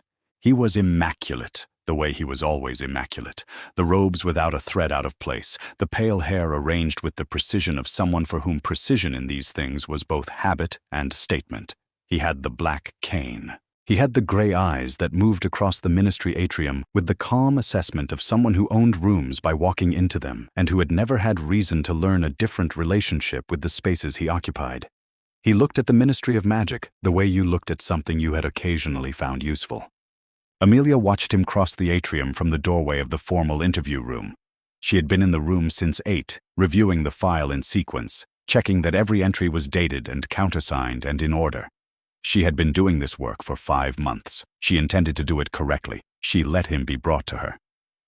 He sat across the table with his solicitor at his left, and he folded his hands on the table and looked at Amelia Bones with the expression of a man performing patience for the benefit of the room. "Amelia," he said, pleasantly. "Lucius." She opened the file. "I'm going to be recording this interview. The record will be transcribed by the self-inking quill at the end of the table. Do you have any objection?" He glanced at the quill. "None at all." "Good." She looked at him steadily. "Can you describe your presence at Flourish and Blott's bookshop in Diagon Alley on or about the 15th of August, 1992? What followed was delivered with the smooth, unrushed confidence of something that had been prepared. He had been shopping. He had encountered the Weasley family, as one did from time to time, in the wizarding world. It was not a large world. He was a governor of Hogwarts School and therefore had reason to be acquiring school texts. He had exchanged a few words with Arthur Weasley, as colleagues in the wizarding community sometimes did when they encountered one another. He had looked with some passing interest at what the girl was carrying. She was going to Hogwarts in September, he believed. It was a natural thing to take notice of. "You handled the girl's books," Amelia said. "I may have looked at one of them," he said, with the tone of a man recalling something very minor from several months ago. "The family acquires a great deal second-hand. I am aware that the Weasley children make the best of limited resources. It is admirable in its way." She wrote this down. "And the diary," she said. He allowed a slight pause, not long enough to be evidence of anything, just long enough to signal that he was being careful and cooperative. "I don't know what diary you mean." "A slim black diary recovered from Ginevra Weasley's belongings at Hogwarts in November. Identified by the headmaster of Hogwarts as a dark magical object. The girl spent 3 months in its influence. She is currently recovering in the school's hospital wing."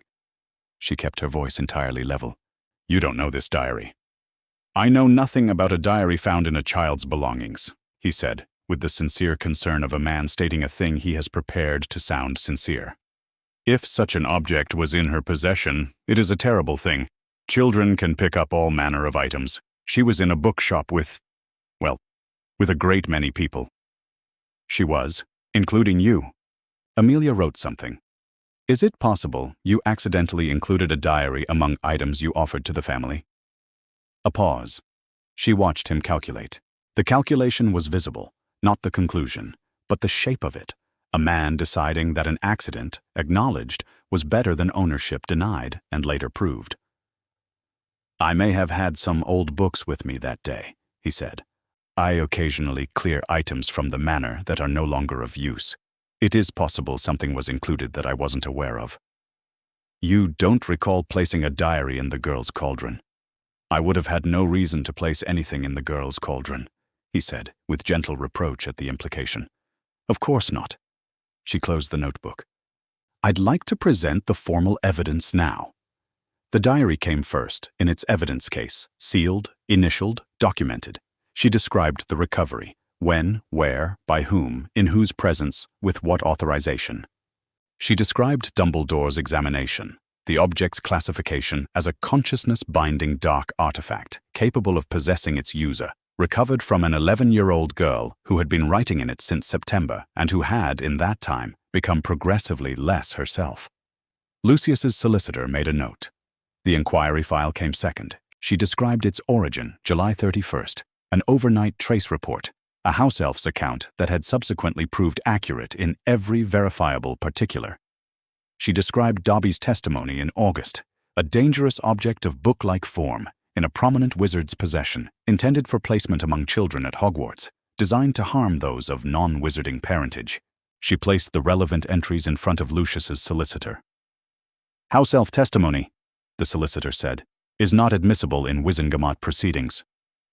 I'm not presenting it as evidence in a Wizengamot proceeding, Amelia said. I'm presenting it as documented corroborating material entered in a DMLE preliminary inquiry file, which the department is entitled to hold and reference in accordance with the DMLE's authority under the governing statutes, which I am happy to enumerate if it would assist the record. She looked at the solicitor with the equanimity of someone who had enumerated statutes before and found it restful.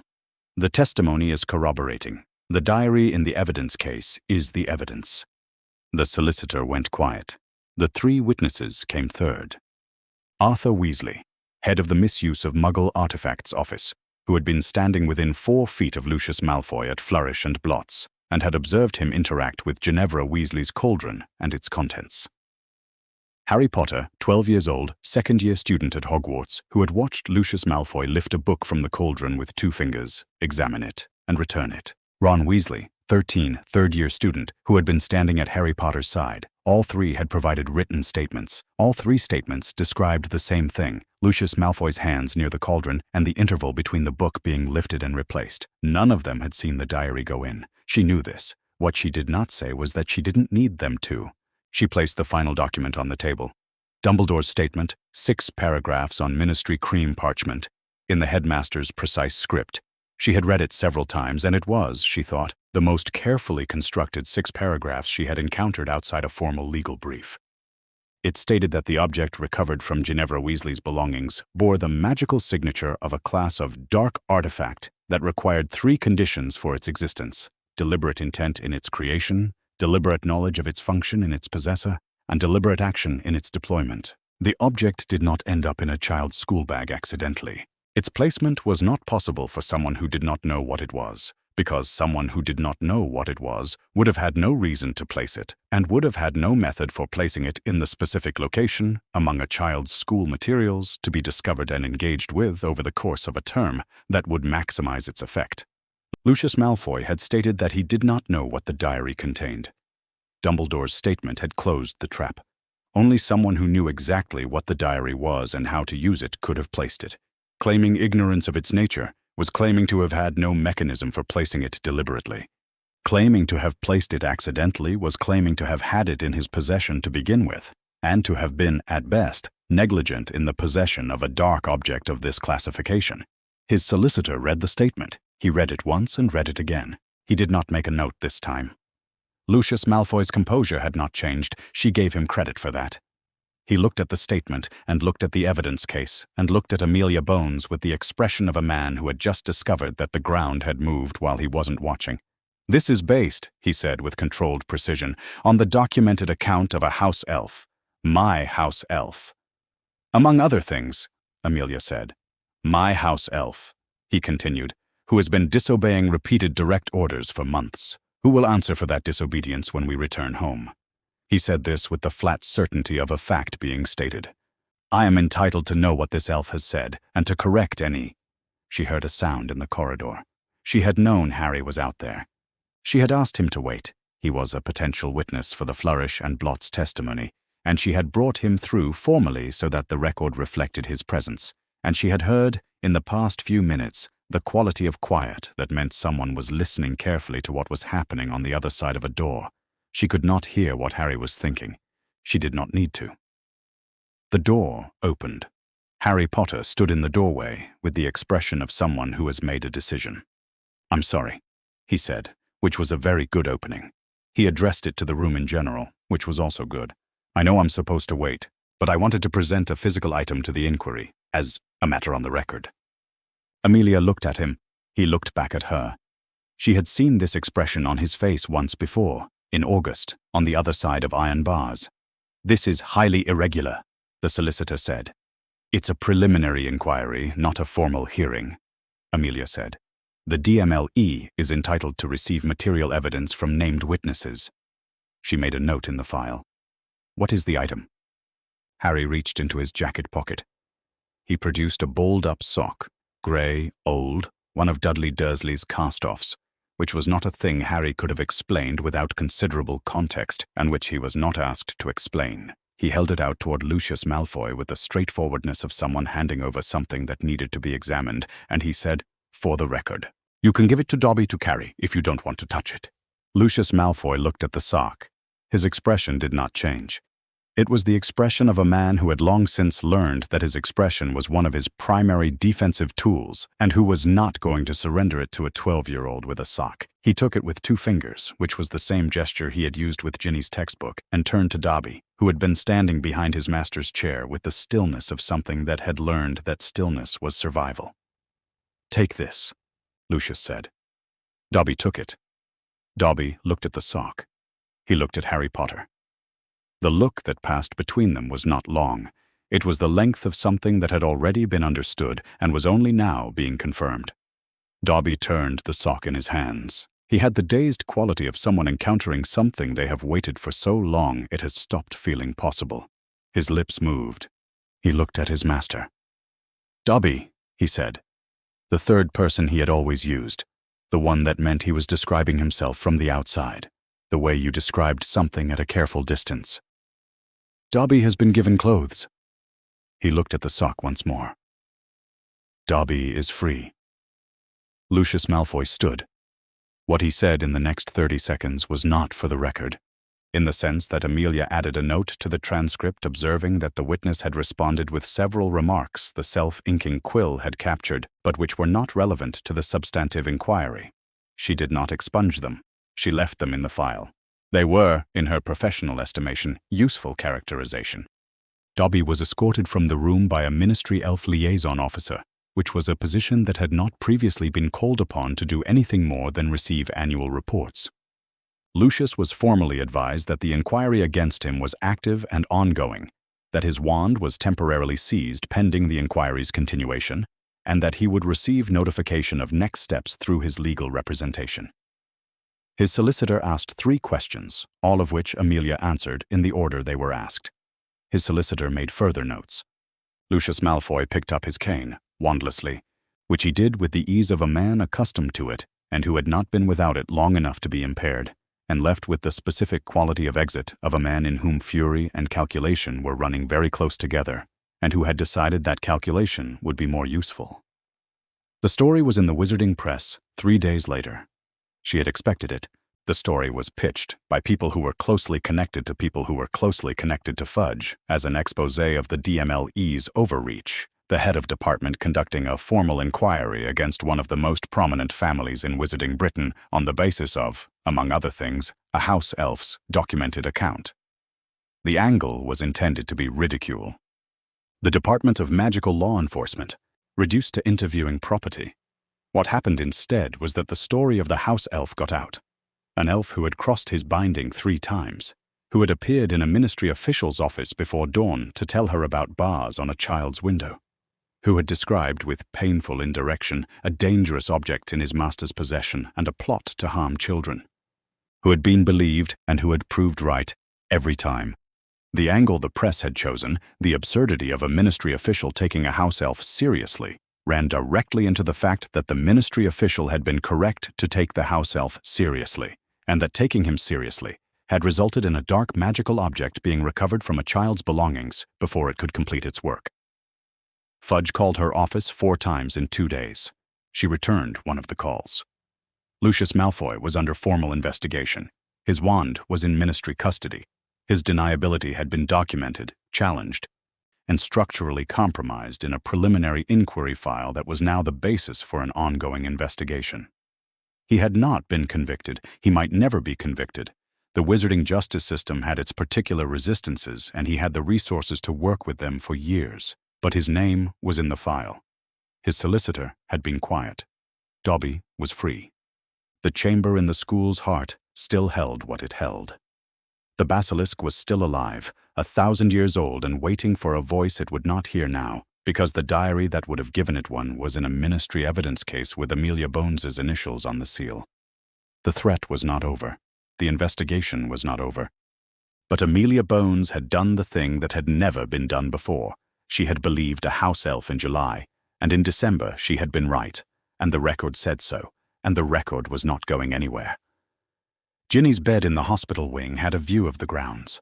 Snow had started the previous night, the soft, unhurried kind that arrived before Christmas like an overture, and the grounds of Hogwarts were white and still and very large through the tall windows. Harry had brought her the only thing he could think of, a bag of every flavor beans from the box his parents' friends had sent him for his birthday in August, which he had been saving against the winter months in the way you saved good things when you weren't sure when the next good thing would arrive. He set them on her bedside table and sat in the chair, and for a while there was no particular pressure to speak. "I don't remember most of it," Ginny said eventually. She was looking at the window, not at him. "October, I remember. October I was still me, mostly. It felt like having a pen pal who was very good at listening." A pause. "November, I remember in pieces. The rest is gaps." She turned her head to look at him. Her face was still thinner than it had been in August, but the color was coming back. "Everyone keeps looking at me like I need to be apologized to, but no one knows what to say." "It wasn't you," Harry said. She looked at him. "Whatever it did," he said, "or made you do, it used you for that. That's not the same as you doing it. You were 11 years old and you found something in your trunk that was designed to do exactly what it did to you, and you didn't know, and you couldn't have known." He said this with the flatness of someone saying a thing that is simply true, not a thing that is being said to be kind. "It wasn't you." Ginny was quiet for a moment. "You sound very sure." "I am sure," he said. Ron arrived 15 minutes later with a pack of exploding snap cards and the news that the Kitchens had agreed to send up mince pies, which they apparently did for anyone in the hospital wing who asked politely, which Ron had discovered by asking. He sat on the other side of the bed and held Ginny's hand without making any particular statement about the fact that he was holding it, and Ginny looked down at their hands and then out the window at the snow, and some of the tension in her face became something else. They talked about Christmas dinner. Molly's mince pies against the school kitchen's mince pies, a comparison that could apparently occupy a Weasley for some time. Percy's predictable opinions about table seating, what Fred and George were likely to have built or detonated since September, the normal texture of a family that was waiting for one of its members to come home. Harry listened and ate every flavor bean that turned out to be earwax, and was glad to be there. Dobby had been in the Hogwarts kitchen since the previous night. He had not slept. Sleep was something that required a particular kind of permission that he was still, in the early hours of his first free morning, uncertain about.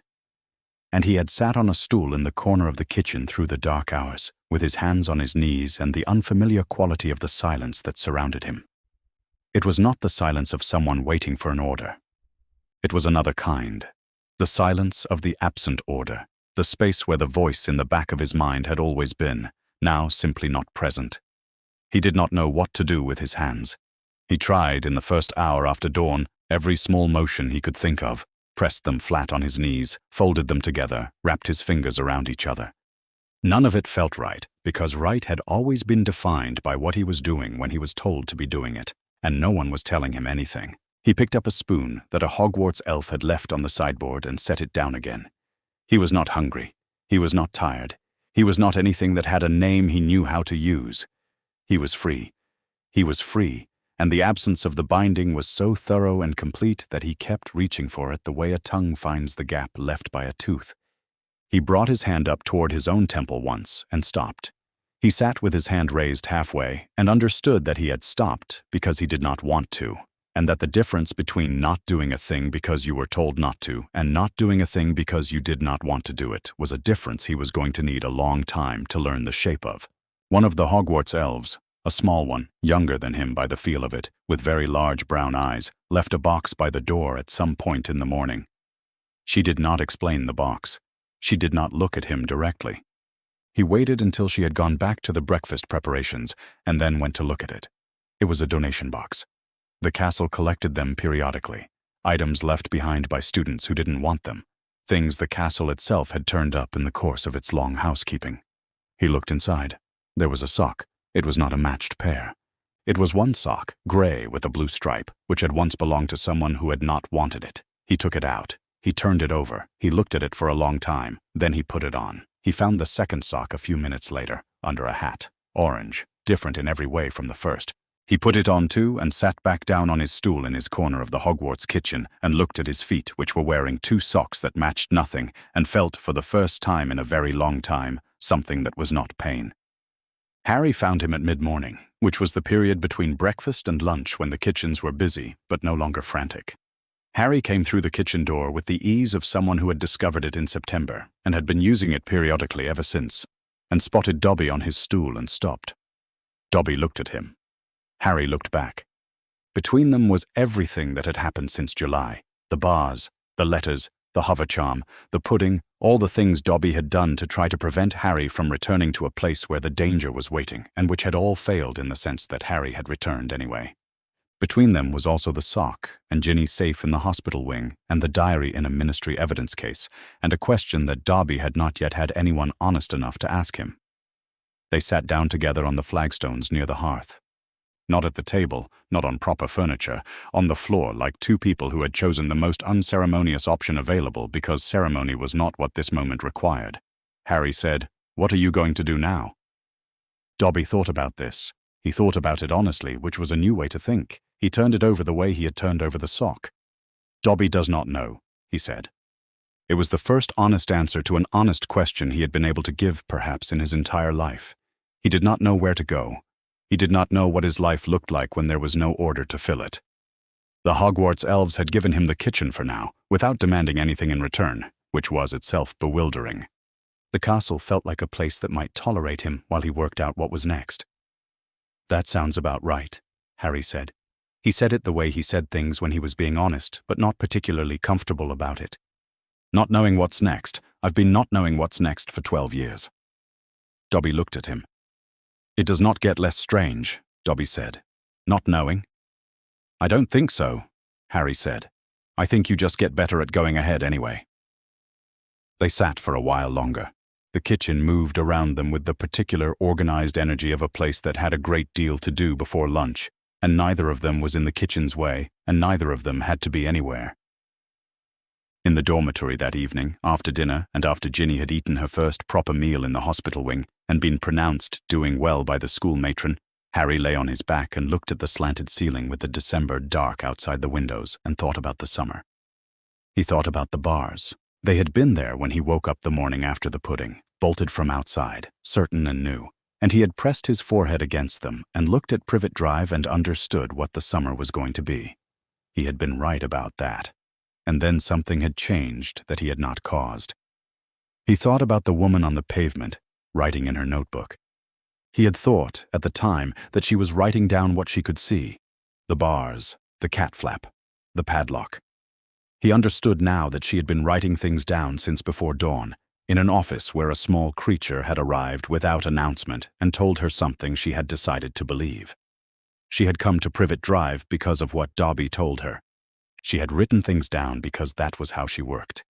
The bars had started coming off the window the next day because someone in the ministry had been presented with evidence and had, for once, acted on it. The chain of it. Dobby, in July, in the dark outside the house, looking up at the bars and deciding he knew a name. Amelia Bones, before dawn, deciding a house elf was worth listening to. Harry, watching from behind bars, watching her write things down. The bars loosening the day before Fred and George arrived, which meant they had arrived to find a job half done, which meant the rescue had happened into a situation that was already, incrementally, changing.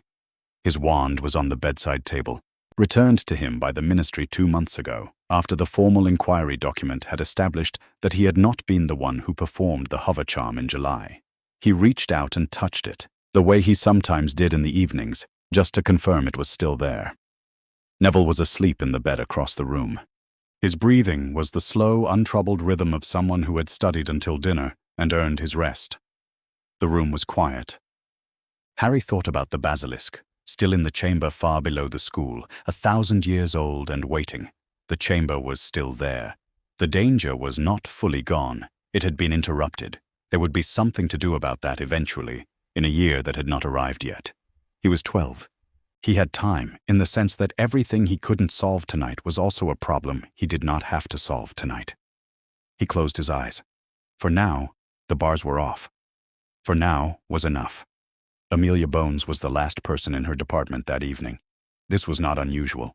She had been the last person in the department on more evenings than she could calculate, and the enchanted torches had learned to keep one lamp burning at her desk until she left, which was a small institutional accommodation to a single person's habits. She had the file open in front of her. The inquiry file for DMLE/1992/07/31/HP, which had begun as a precautionary response to a house elf's account before dawn on a Saturday in August, and which was now, 5 months later, 4 inches thick. She read it from the beginning, which was something she did at significant moments, not to review the facts, which she knew, but to see the shape of the thing as it had built. The first entry was the trace report, a hover charm at a Muggle address in Surrey. One registered underage wizard at that address. The wand not detected as active. The second entry was Dobby's first statement, dated and timed and witnessed. Bars on the window at 4 Privet Drive. A boy who was Harry Potter. Iron bars bolted from outside. Delivered before dawn by a creature who had apparated through a closed door to a ministry office and was already trembling when she found him. She read through the summer and the autumn and the November that had brought her to a child who could hear things inside the walls of this school, and from that to a girl in the hospital wing, and from that to a slim black diary now in a ministry evidence case, and from that to a name written in a file. She turned to the last page. She picked up the classification stamp, the round ink stamp that designated a file's status in the department's system, the one she used more than any other, active, ongoing, and she pressed it to the bottom of the last page with the clean, deliberate motion of someone marking a thing that was not finished and did not intend to pretend otherwise. She looked at the stamp. Red ink, bureaucratically legible, as undramatic as anything she had done since July. She capped the ink and set down the stamp. She thought about Edgar, about his wife and his children, and the way danger had been directed at children of the wrong blood in the years when the ministry had been very busy looking elsewhere. She thought about 30 years of doing this work and the specific, small, mostly invisible things that had constituted doing it well. She thought about a creature on her hearthrug in August who had said, "Yes, Madam Bones, Dobby has told only what is true and had meant it, and had paid for meaning it, and had been right." She closed the file. She set it in its place in the stack. The next file was already waiting. She picked it up. She opened it. Outside the castle windows, the snow over the Hogwarts grounds was still falling. The quiet, patient kind, settling on the lake and the dark forest and the long stone walls, indifferent to what lay beneath them and what had been decided inside them.